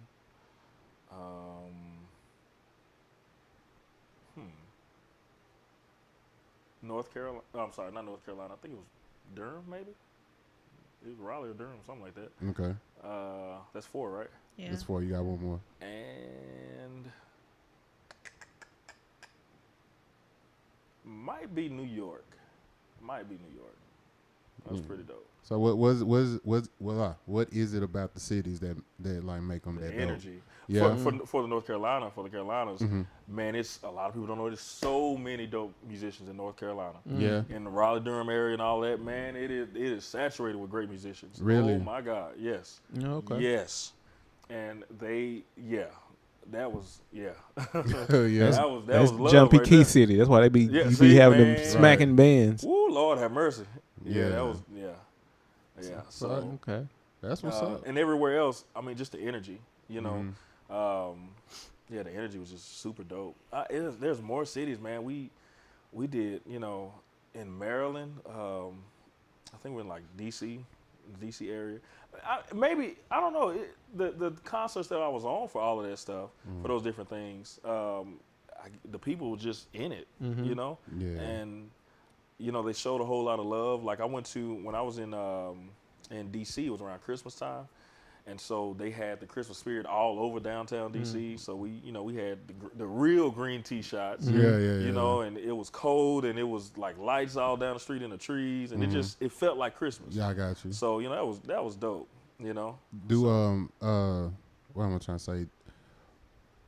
As you get older, does tour life kind of get a little bit old? It doesn't get old, it gets tiring. Tiring? Yeah, it gets tiring a little bit. My knees ain't good as they used to be, boy. God. You don't do back bends no more on stage? Oh, I do. I do. You got to save your knees for the back bend. Yeah, I do. It's a running gag right now that I won't say, but if Chadney is on here, she know what I'm talking about. Yeah. It's an insider about that already. I got you.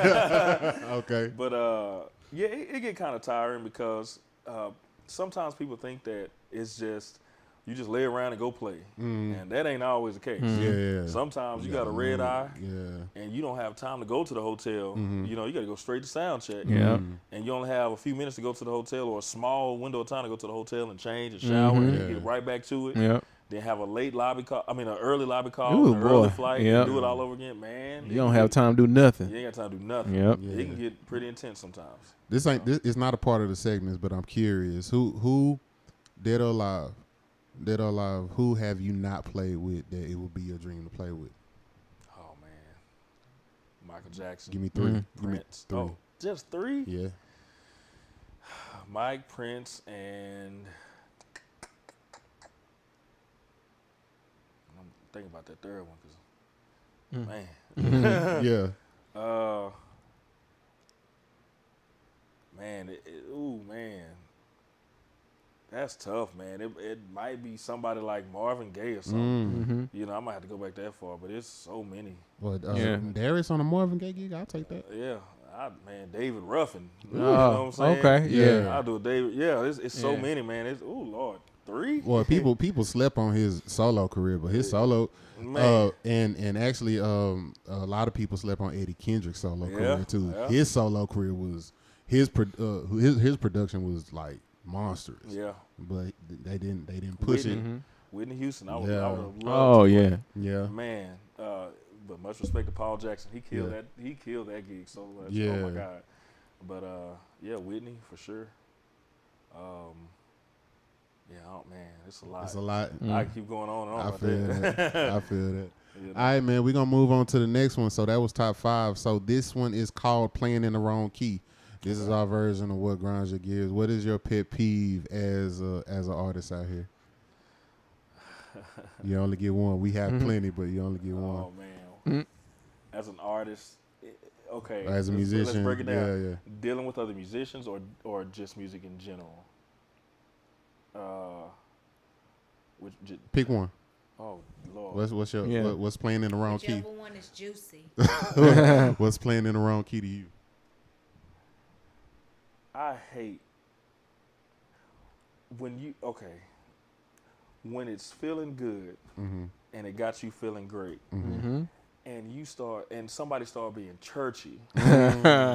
Woo, shit. You good? Go ahead. You good? No, you good. Woo, man. I'll be like, look, because what do you be wanting to say in that moment? Stop that shit. You know what I mean? Like, why are we playing a praise break right here? Like, no, it was feeling good. Why like, we going into worship? You know what I'm saying? Now, sometimes it's cool. Yeah. But when it's, man, sometimes when the gravy is good. Yeah, I had to grow out of that. Yeah, man. I starting off, especially like with Funk Your Feelings and stuff like that, I did that quite a bit. Yeah. And I had to grow out. I was there a lot of those nights at Low and Loose. You know what I'm saying? Yeah, Low and Loose. That day he pinpointed. I was there a lot of those nights, and it worked a lot of those nights because we were sharing, we were having fun, and it still felt good. But man, when you on the gig, man, and then it's hard to pick one. Dog. Dang, can I have 1.5? 1.5. Sure. Give me one. Okay. You'll be the first. Give me 1.5. Doing that and playing it loud as hell. That's a good half. Dude, these loud horns or something that this church like. It's not working. It's not killing. This loud killing organ the vibe. sound. Because at that point you have to have enough discernment to do what you want to do versus what the crowd want. Like the crowd, and everybody ain't as churchy as you think. Yeah, you know what I'm saying? It's not. Yeah. Like if we're doing everything will be all right. My PJ. Yeah, I mean he went to church. Yeah, and it felt great. Yeah, you know what I'm saying? It was killing. Yeah, but man, if we doing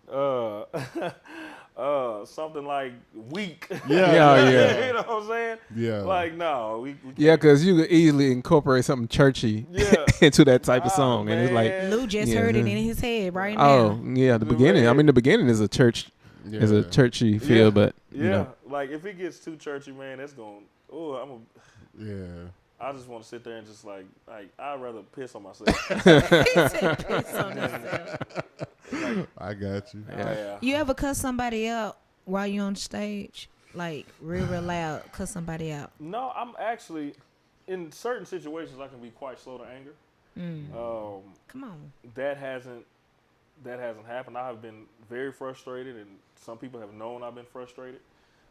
It more so happens on the major gigs more than when I'm doing a hit like at the Free Man, because we all having fun for the most part. Yeah. Why are you getting mad? There ain't nothing to get mad about. You know what I'm saying? Well, on some of my stuff, I will say when I have to do solo stuff, and if a musician takes it somewhere, like he tries to be churchy. Right. I never will forget I was playing Purple Rain one time, and I don't play Purple Rain like everybody does. Yeah. You know, I have a different way of doing it, and it's a feel for it's a feel thing, like it's supposed to be kind of worshipy area or something like that. Yeah.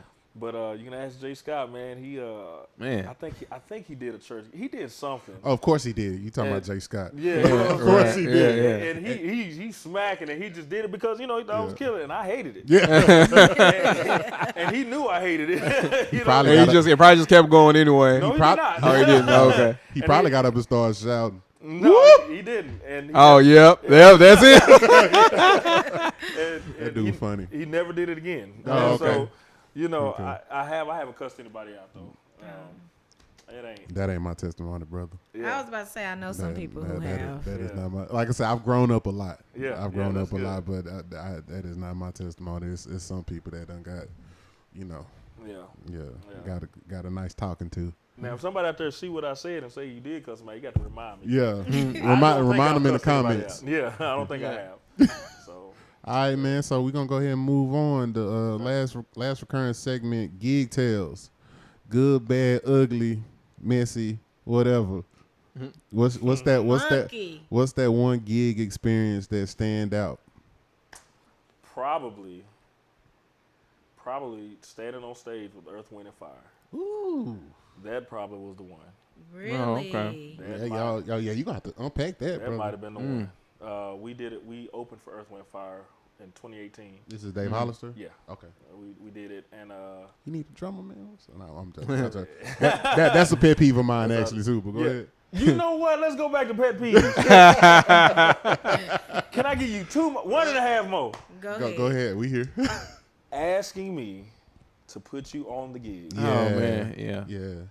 That kills me. Yeah. Because I can't. Right. You know what I'm saying? Like, right. I can't. What you want me to say? Uh-huh. I can drop your name. You know what I'm saying? But I can't put you on a gig. Yeah. To treat you as if you're the end all be all. Yeah. You know what I'm saying? Right. And then if like they don't get a call, now they looking at you funny. Right. Yeah. You know, like, bro, I'm a hire hand just like anybody else. Don't do that. Yeah.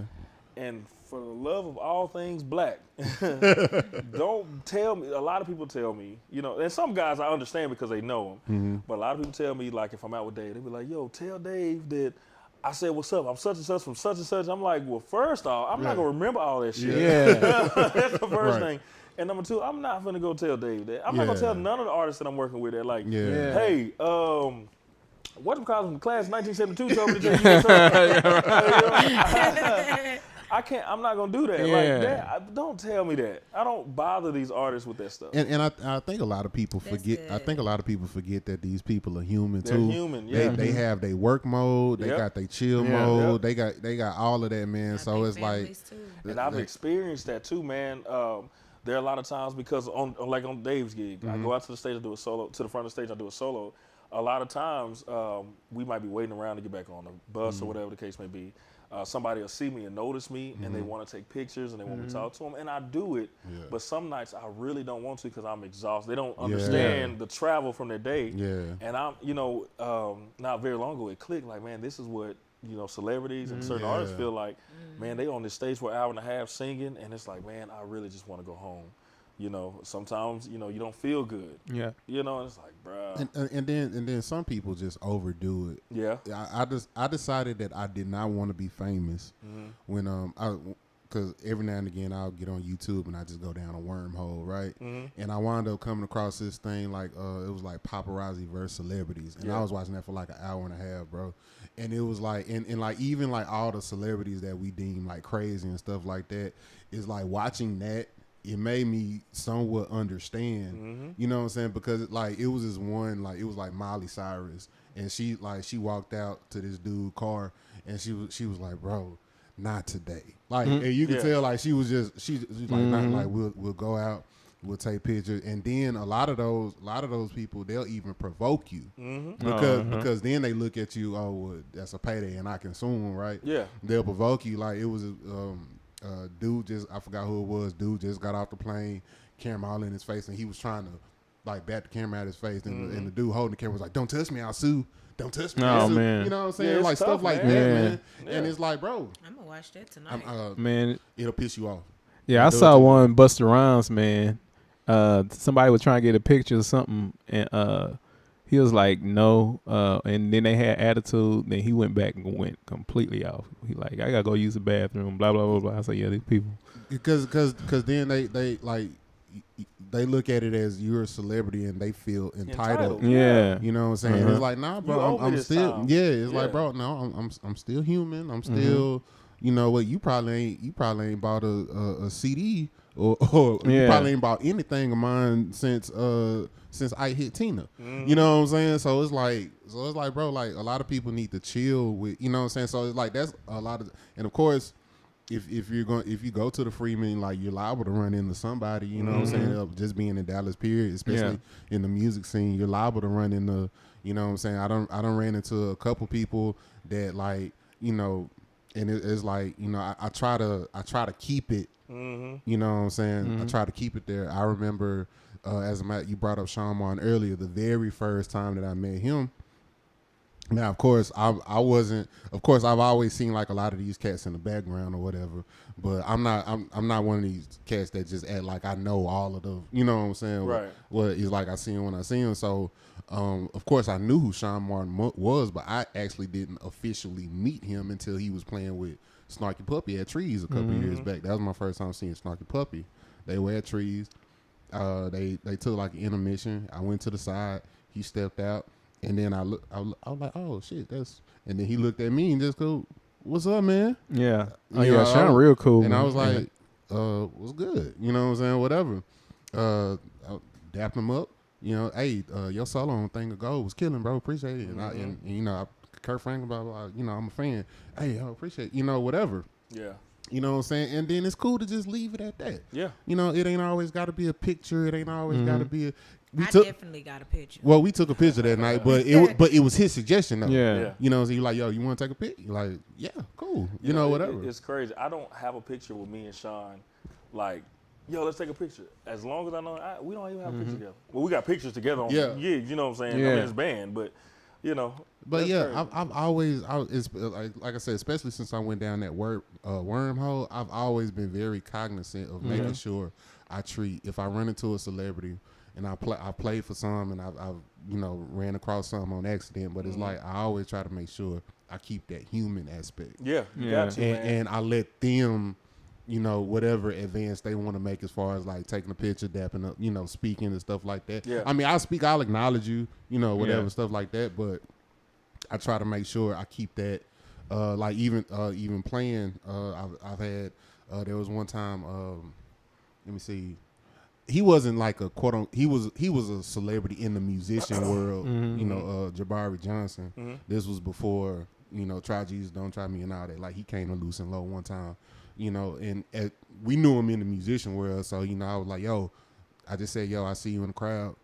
You know what I'm saying? Appreciate you. I didn't call him out. I ain't calling, you know, what's the one dude from Fort Worth, the singer? Leon Bridges. You know, he came in there. He was dressed like he was dressed like some Evil Knievel or something like that. It was fucking hilarious. But you know, he came in there. Hey, I see you in the back by the bar. I see you. Appreciate you for coming through. And then we just live for that day. Yeah. You know, you have to treat celebrities like people because they are people. Yeah. You know what I'm saying? There was actually a rumor that I was told about. Of me being arrogant, and I was like, "What?" You know, I'm like, "That's definitely not true." I'm like, I don't feel like I'm arrogant. It's funny how those type of things get around about you. Like, I knew it. Yeah. I'm just playing. No, it was, you know, and I don't know where it came from. The only thing, you know, I started thinking back, and I never will forget.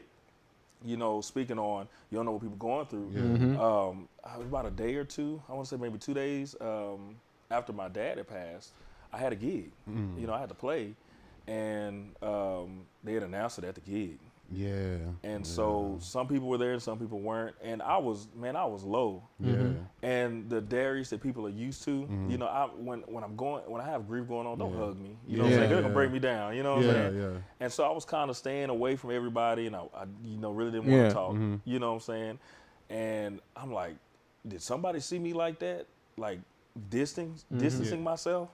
and they think that I'm arrogant because of that. Yeah. You know, Yeah. but that went around, and I actually called a few people like, man, have I come off as arrogant to you? Yeah. Like checking myself, like, hey, Yeah. you know, I ain't got no reason to be arrogant. You Yeah. know, so but And that's one of the, you know, of course, being a musician, it's a gift and curse. yeah, Because we go through things, man, but we still have to, for lack of a better word, put that aside to make the people feel. I feel like shit right now, but I have to put that aside to make you have a good night. Yeah. You feel what I'm saying? And that's one of the reasons after. So you know, like during the Pan-Sear Salmon, that's around the time when the George Floyd thing happened, right? And you know, so it's like, well, if you ever been to Loose and Low, that's a predominantly white crowd. Yep, sure and my thing was like, yo, like I'm really not in the mental to, and it's just me having a human moment, transparency. I'm not in the mental, like I got all these black dudes on this stage, including myself, hurting, and I got this sea of white people. And like we have to make them dance and smile and feel good. All while we're on stage, like, pissed off. I ain't pissed you off. You know what I'm saying? Yep. And it's like, you know, so it's like even at that time, like, but even because of that, like we didn't take a gig for a little bit. Yeah. You know what I'm saying? Because it's like, nah, I'm really not. I can't, because you know, like this is gonna trigger something, or this is gonna piss me off, or this is gonna, you know what I'm saying, whatever. For sure. You know, so it's like, yeah, y'all ease up on some of these musicians and artists, man. We go through stuff too. Yeah. You know what I'm I think saying? y'all can handle it. Yeah, man. Boy, be your own people, I swear to God. but we definitely have to unpack Earth, Wind, and Fire. Yeah, man. We have to unpack that. So it's like, so go into that. What was that experience like? Man, it was surreal. I literally walked backstage and I'm just standing there, and Verdine come and stand right next to me, and I'm like, wow. oh. Like, you know what I'm saying? oh, it's real. I'm not a guy to get starstruck. Yeah. You know, Right. you know, I don't get starstruck, but that was, you know, insane. And so they allowed me. I was on stage at their Monitor World for their whole set, and to hear everything that I've heard all my life sound the way that it sounded right there, and I'm seeing it. The only thing that was missing was Maurice. Yeah. You know? Man, that was a moment. Anita Baker was there too. Oh, nice. I think it was Anita Baker, but yeah. I like how you just slid that. You just slipped that in, yeah. She's dope. No, of course. But Earth, Wind, and Fire. Yeah, that's different. Yeah. That's That's different. Earth, Wind, and Fire. Especially from Yeah. a musician's point of view. Yeah. You know what I'm saying? man. Watching seeing all that and seeing it come into play, man, that was Yeah, man. And then hearing all the hits, I already know that was yeah. crazy. Also, Bruno Mars. Okay. I knew some people in Bruno's camp. Yeah, I knew some people in Bruno's camp. We went to a concert. This is a 24K concert. Oh, man. I went backstage, and Bruno came and said, "What's up?" You know what nice. I'm saying? And Is he short?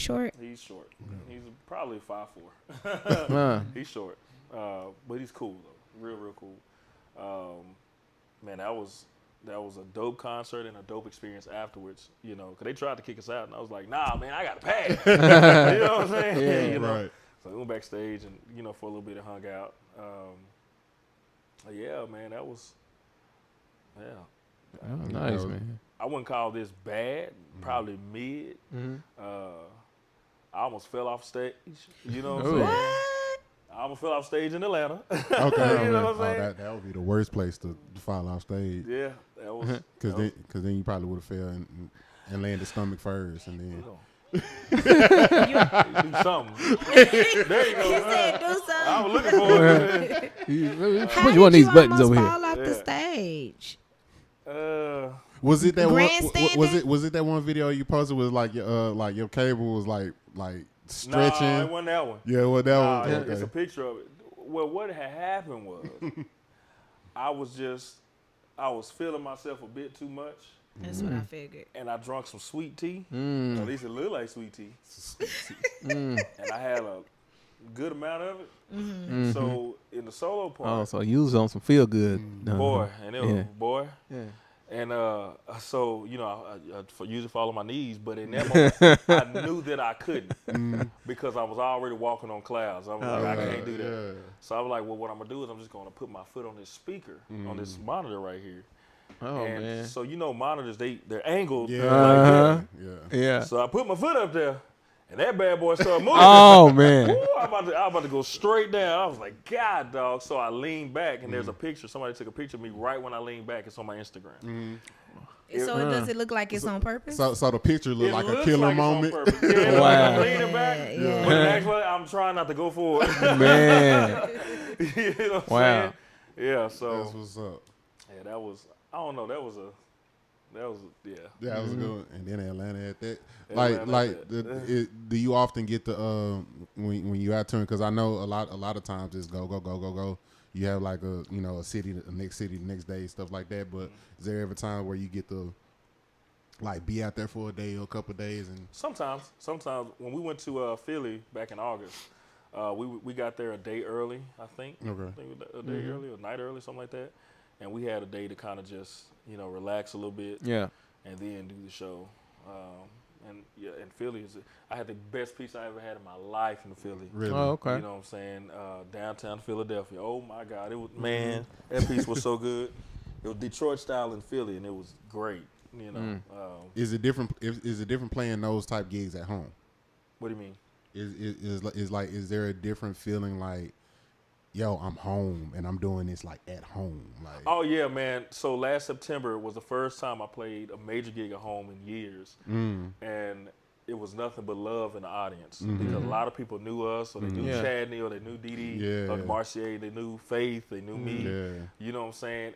And Dennis, and man, it was surreal, man. Like, I looked out there and saw these people, and I'm like, this is my fam. yeah. And Dave announced it like, hey man, they're from Dallas, and all the love that was shown, like it sent chills up your spine. Man, that's what's Yeah, up. it's absolutely different. So That's what's up. Yeah. It does feel good to,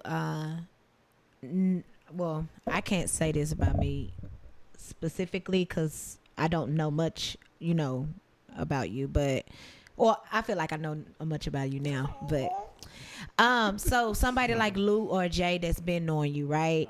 I feel like it's a pleasure to know somebody that you kick it with, on a Okay. Funny. You just talk about going to church, sir. but it was there. It was there. I felt it. Man. I felt it in my colon. You went back, boy. What I'm saying is, I feel like it's a pleasure to know someone that you kick it with on a regular basis that's actually doing something big in the industry. You're not somebody who's pissing away your opportunities or effing up everywhere or whatever. You're actually somewhere, really thriving. And so I've seen videos. I follow Chadney, and I saw the whole tour with Dave Hollister, and at first I didn't even know you were on the tour, but then I saw you do a solo, and I was like, dang, Dave picked up everybody from Dallas, Man. So I feel like sometimes, and maybe Jay or Luke can answer this, do you sometimes feel like, don't take this wrong, like a fanboy or fanish when you are in the presence of somebody like Darius that has been on those tours and consistently? I'm not talking about got the opportunity and then they're not doing it no more, or they're not called no more. This is somebody who's consistently doing these gigs with these higher end people. Do you guys kind of feel like, dang, this dude is really out there getting it? I can't believe it. Bet not. I'm gonna let you answer. I'm gonna let you answer that. Like when y'all get in Darius' presence, do you be like, ah? No, just Oh. go ahead. Well, far as from me, when I see a homie that's doing this thing, man, I just congratulate him and show him. I'll be like, yo, you dope, you doing anything, whatever. But I don't jump up and scream. No, I'm not. I don't. Don't lie, Eric. He said, don't lie, seen you. Eric. He thought you might go good. That's hilarious. Oh, my bad. You fine. You fine. Nah, man. It's all for me, and for the people who know me, really know this about me. It's 100% unadulterated. I am effing proud of you. Yeah. That's what it is for me, man. Because there's some people. There are some people who just deserve it. Right. You know what I'm saying? Yeah. Like take for example, man. Like when Mike Pugh was able to do the backing tracks for Janet Jackson. Yes. Yeah. Extremely proud of that dude, man, because it was like that's just a good dude. Yeah. Mm-hmm. You know, that's a good dude, good husband, good dad, just an overall talented musician, just overall good dude. And like those are the people that I want to see, you know, progress. Then on top of that is like, okay, you take people like Darius, you take people like, you know, like I said, people who do good things or whatever, you like they genuinely deserve. I would rather see that person progress than somebody that's not pissing away the opportunity. Like, not, you know, some people represent Dallas or represent your hometown, and it's like, why are you acting like that? But you don't hear bad things. Or people who, well, I mean, and it's in the same sense of pissing away the opportunity, but it's like people that's like you know that's not a good person, you know that's not, you know, and then on top of that, you know that they probably, because of the person that they are, they probably about to lose that gig anyway.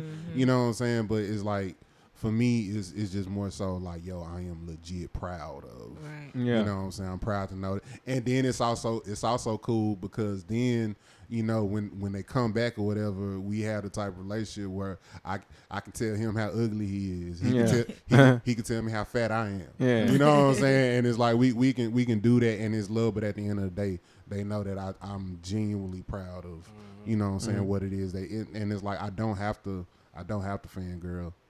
You know what I'm saying? Now, I will say this, Darius, from a person outside of the music community. Well, I'm not totally outside because my whole family is music. So. You got toes in that, though. No, seriously. My whole family is music. Uncle Jeff, what up, boy?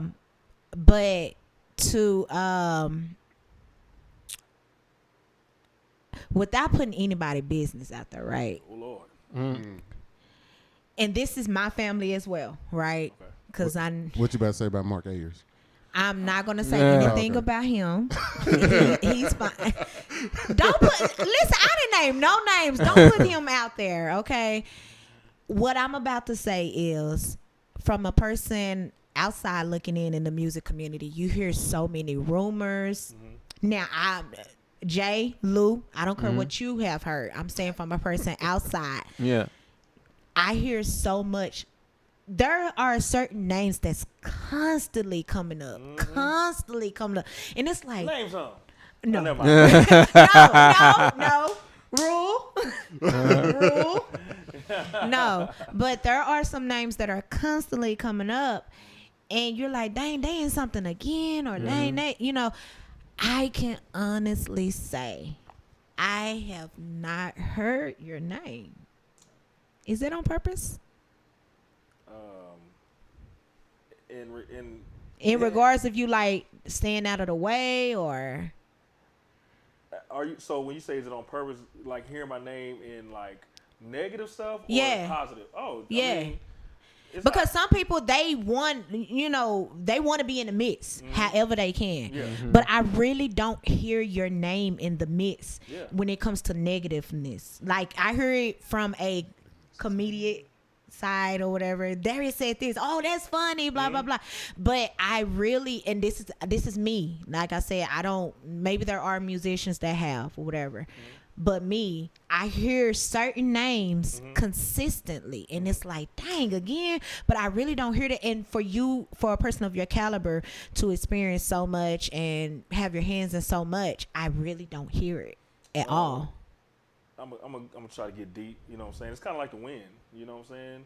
You feel it, but you don't see it. I'm not, and I've been told I need to be more, you know, out there as far as like putting content on, you know, the internet. You know, I got red dot anxiety too. You know, if I don't feel like it's good enough, I ain't gonna post it. You know what I'm saying? I guess I just feel like I don't have to make a lot of noise to, you know, like, I mean, I ain't got to be out there like that because I know what I'm doing. Yeah. You know what I'm saying? I know what I got, and I like to move in silence in some aspect because, man, I ain't trying to get too deep, but people do be praying against you and they wish they got what you got. Yes. That's real. That's you know very what I'm real, saying? And it's like, if you don't know, you know, but I'm there. And and it be the ones that dap you up and call you bro. Exactly. Right. Exactly. I've worked with artists that people have no idea that I worked with. Really? But the people that do know are the people that matter. Right. You know what I'm saying? And they're even higher caliber people. You know what I'm saying? Yeah. So if you know, you know, and if you don't, you don't. So sleep on me or whatever the case, or don't talk about it. I don't care, you know, because I'm still working. Yeah. Yeah. It be the ones that the names you hearing consistently, they ain't doing nothing but staying very much in Dallas, and that's it. Yeah, and I'm totally against that. I'm totally against. Well, it depends, man. Because their name is in so much. Yeah. Let me say that. But see, let's talk about this for a minute. Like, people say, you know, well, this person ain't going past Dallas, this person staying in Dallas. What if that's what they want? Good point. Sometimes some people don't want the extra. They want to stay. Ain't nothing wrong with gigging at the Free Man every week. Yeah. You know what I'm saying? Or whatever, whatever in Dallas. Ain't nothing wrong with it if that's what you want. Right. Yeah. But then I also tell young musicians this. I've told a lot of other people this, like, hey, if you really want to make a career out of this, stop looking at these gigs that you're doing as a living, because it's not. You know what I'm saying? And I've broken it down so many times. You take $100 gig, right? And you spend $10 to eat, $20 for gas. Parking. Parking, whatever the case may be. If you got to do whatever, you're taking away from that $100. So yeah, you're getting a $100 bill. $62. Right. You know what I'm saying? Or less than But that. it's already less than spent. that. Less than that. If you that's without drinking anything. Yeah. So your gross is $100, but your net is $25. Ooh. And you're wondering why you're struggling to pay your bills or struggling to pay your car note or whatever the case may be. It's like, hey man, look, it's okay to have another source, but don't look at this to sustain you, because it's not. You know what I'm saying? You cannot. There's no way you can pay for health insurance in this day and age. Boy. Yes. Not at all. Life insurance. We don't want to have to. And not just for you, your kids. Your kids. You know what I'm saying? Like as the music community is, I got a lot of brothers in the music community, a lot of sisters in the music community. I don't want to donate money to bury you, Right. because we have to donate money. I will give you money. You know what I'm saying? Right. For your kids, but I don't want that money. I don't want to have to bury you. Yeah. You know what I'm saying? I don't want it to be a struggle to bury you if something happens. Right. Like, set yourself up, set your kids up. You know what I'm saying? And we still gonna step up and do what we do as as uncles or whatever. Yeah. Your brothers, we still gonna step up. But I hate seeing that, man. It crushes my heart to see when young people die unexpectedly, and they don't have anything to show for it, Right. or they have to take a donation Right. just to bury them, and it's like, man, this is sad, because this person gave so much to the community Right. and didn't get anything back as far as net worth is concerned. That's important. Especially if you're one of those people that spend the majority of your time on social media stunting. Yeah. You know what I'm saying? Who you stunned for? Yeah. I don't give a damn. I don't care. I'm supportive. Like, I'm happy for you, but I don't care. Yeah. Right. It don't benefit you in no shape, form, or fashion. At all. Yeah. At all. It don't benefit you either. Yeah. Oh, I'm sorry. You Y'all say stumbled something? on that one, but we'll take it. Yeah. No, we won't. I don't receive that at all. Yeah, I don't receive that. Do better, Lou. Do better. And the music game got some very smart people in it. Yeah. Oh, yeah. And it got some people that's doing different things, that's doing positive things. And, man, I'm proud of them all. For sure. I just don't want anybody to get stuck in that pot and look back and say, man, this is all I got from it. Yeah. Yeah. That's my biggest thing. Like, man, I feel that. Yeah, man. I feel that. So we and I guess we kind of been doing it already, but we'll go ahead and segue into this. So we did tell you that you were called here for an interview, and you were called here for an interview, but that isn't the only reason that we called you here. Oh Lord. We ain't got nothing to do with a baby, do it? Yeah. It depends. Go. But nah, man, we legit just wanted to give you your flowers, man. Appreciate Now we don't have real flowers to give you. We don't have fake ones either. But Right. but nah, man, we just legit wanted to call you on here. We're very selective about who we call sit on the couch, chop it up with, man. Yeah, for and sure. we just wanted to tell you that, man. We love you. We appreciate you, man. And very much proud of you. Thank you Very so much. proud of you, I man. appreciate it. Everything that, like, your contribution to the music community, whether it's you know, whether it's a laugh, whether it's you know, whatever you've given a lot of yourself to the community in that regard, man. And man, we out here. We're, like I said, we're proud of you. We see you out here. We out here, man. We see you grinding, man. And like I said, we appreciate you so much. We see you, man. Y'all clap it up for him one time, man. Y'all clap it up for him one time. Clap, girl. What's wrong with you? Clap. There you go. But yeah, man, definitely one of the dopest, man, out here, man. Lou, what you got? And funny too. Yeah, man. Yeah, this is a good one, man. Say something else, Lou. Yeah, man, it's good, brother. You proud? I mean, what else am I supposed to say? You know? I don't know. Ask a question. Ask how I'm doing. Hey, man. How you doing, man? I'm doing all right. You doing how good? You? Well, I do have one question. So with the Dave Hollister, what came about with him getting a Dallas crew? Yeah, that's a good question because I wanted that. Man, it was. So Jason Robinson, he was Dave's production manager for years. Mm-hmm. Years. That's how I got on the gig. He got Dave to give me an opportunity, Mm-hmm. and I auditioned on FaceTime. Oh, okay. I auditioned on FaceTime and got the gig, right? Oh, nice. He has always advocated for Dallas musicians to be on the gig and push for that. For a time, he was an MD on the gig as well. Mm-hmm. When he got the opportunity, it was some, I can't go into what happened with our main band because I don't know. It's not my business. Okay. Jason was the music director, and him being from Dallas, he wanted to show love to Dallas. Mm-hmm. Oh, okay. I love people like that, man. Yeah, man. Daniel Jones was another one. Mm-hmm. Daniel Jones, 3 Live. Yeah, 3 Live. Yeah, I had to shout him out, man. Man, yes, sir. He advocated for Dallas musicians, and Dave was cool with it. You know, Dave loves Dallas, and that's kind of how it happened. Oh, okay. Uncle Jeff got a question for you. What you got? He said, how much to charge to cut guitar? It depends on how sharp your scissors are. Funny. That's hilarious. What does cut guitar mean? You ain't never had like a saw? Oh. Yeah. Listen, I'm so green when it comes to this. I'm just saying. Record guitar on a song. Okay. Well, just say that. I'm going to let him believe we talking about. She probably would think. I'm thinking you really cut. You really got to.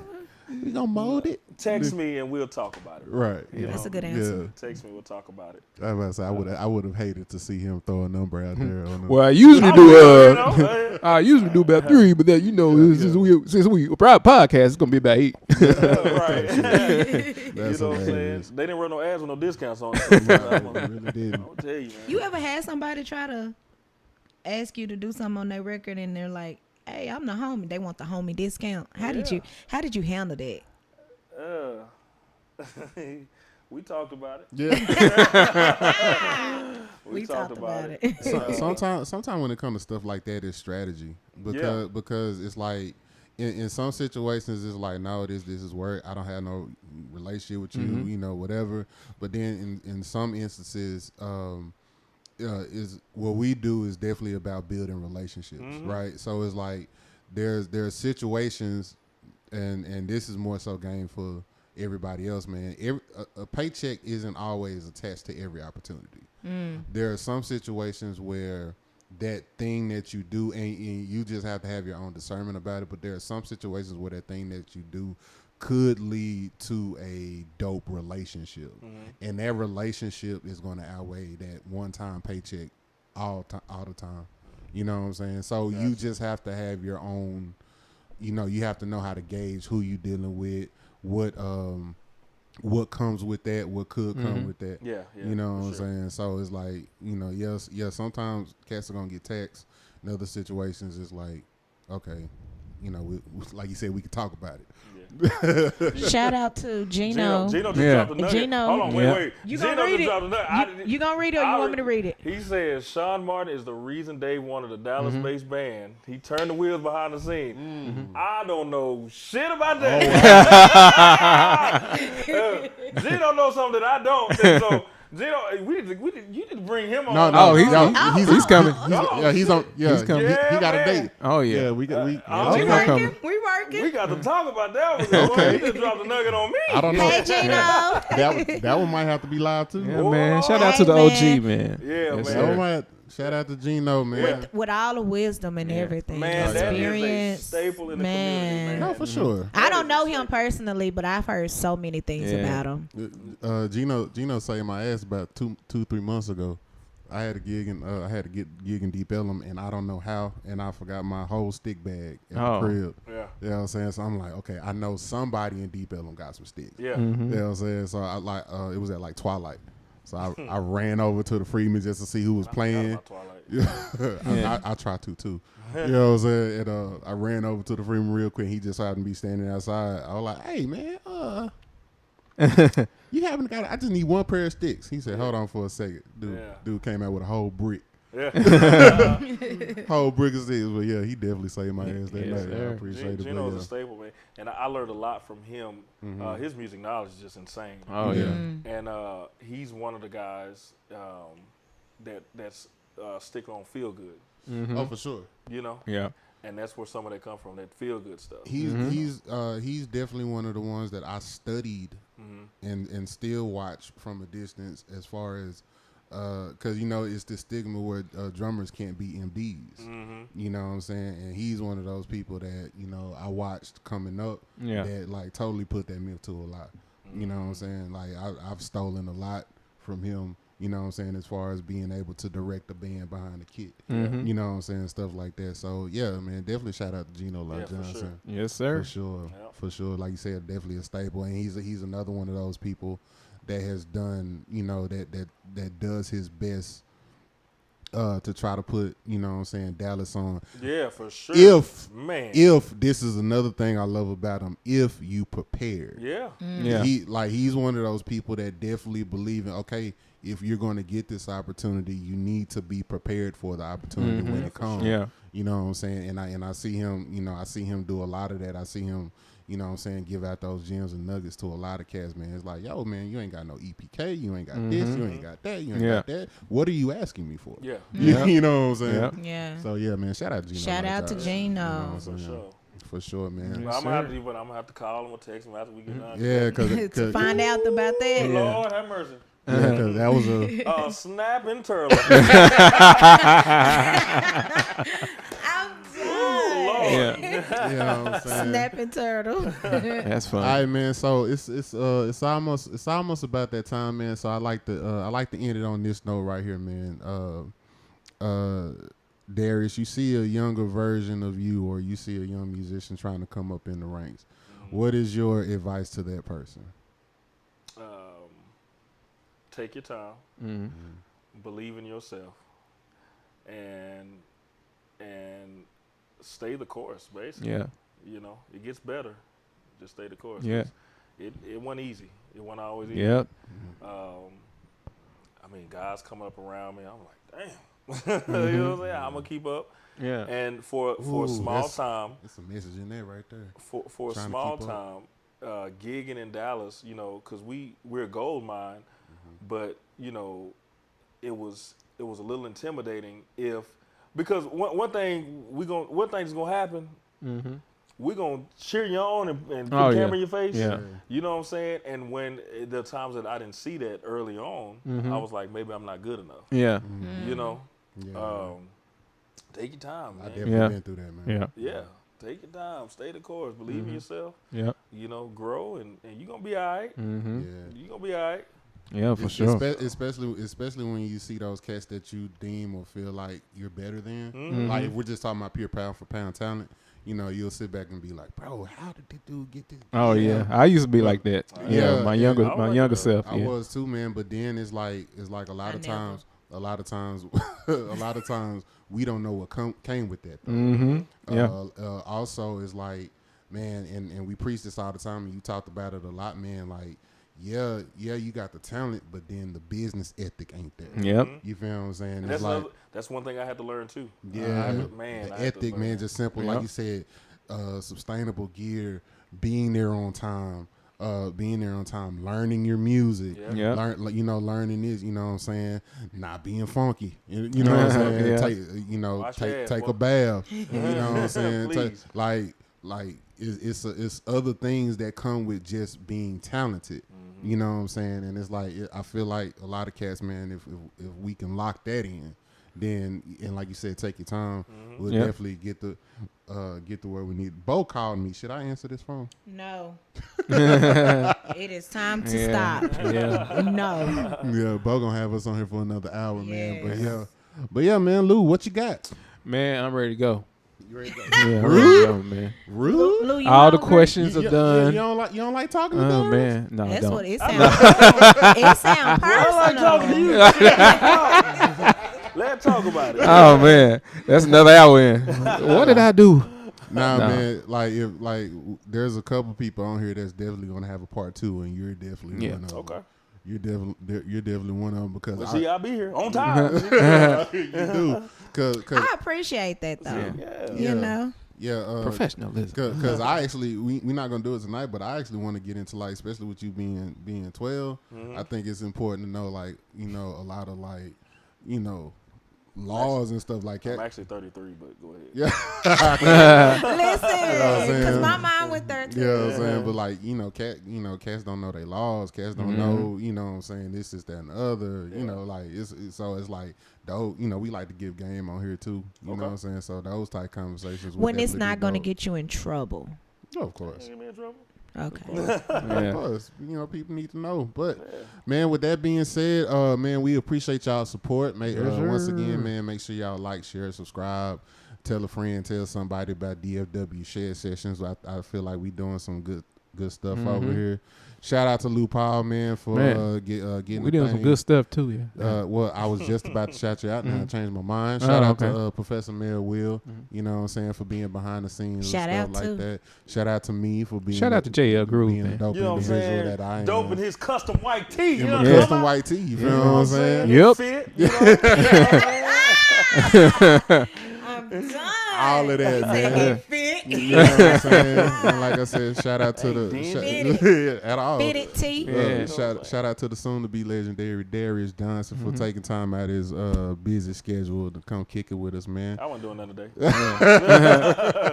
That's what's Call up. spade a spade. You're right. I already. But man, other than that, we are done. Once again, DFW Shared Sessions, and remember, Dang, I should have ended it right there. it ain't gonna suck itself. Well, wait a minute. No, Darius. Girl, you let me find out you like turkey necks. Put some butter on that thing. Oh, I'm done. We out, y'all. Oh, man. I'll holler at y'all later. Oh, man. Oh, shit. This getting good now. Woo.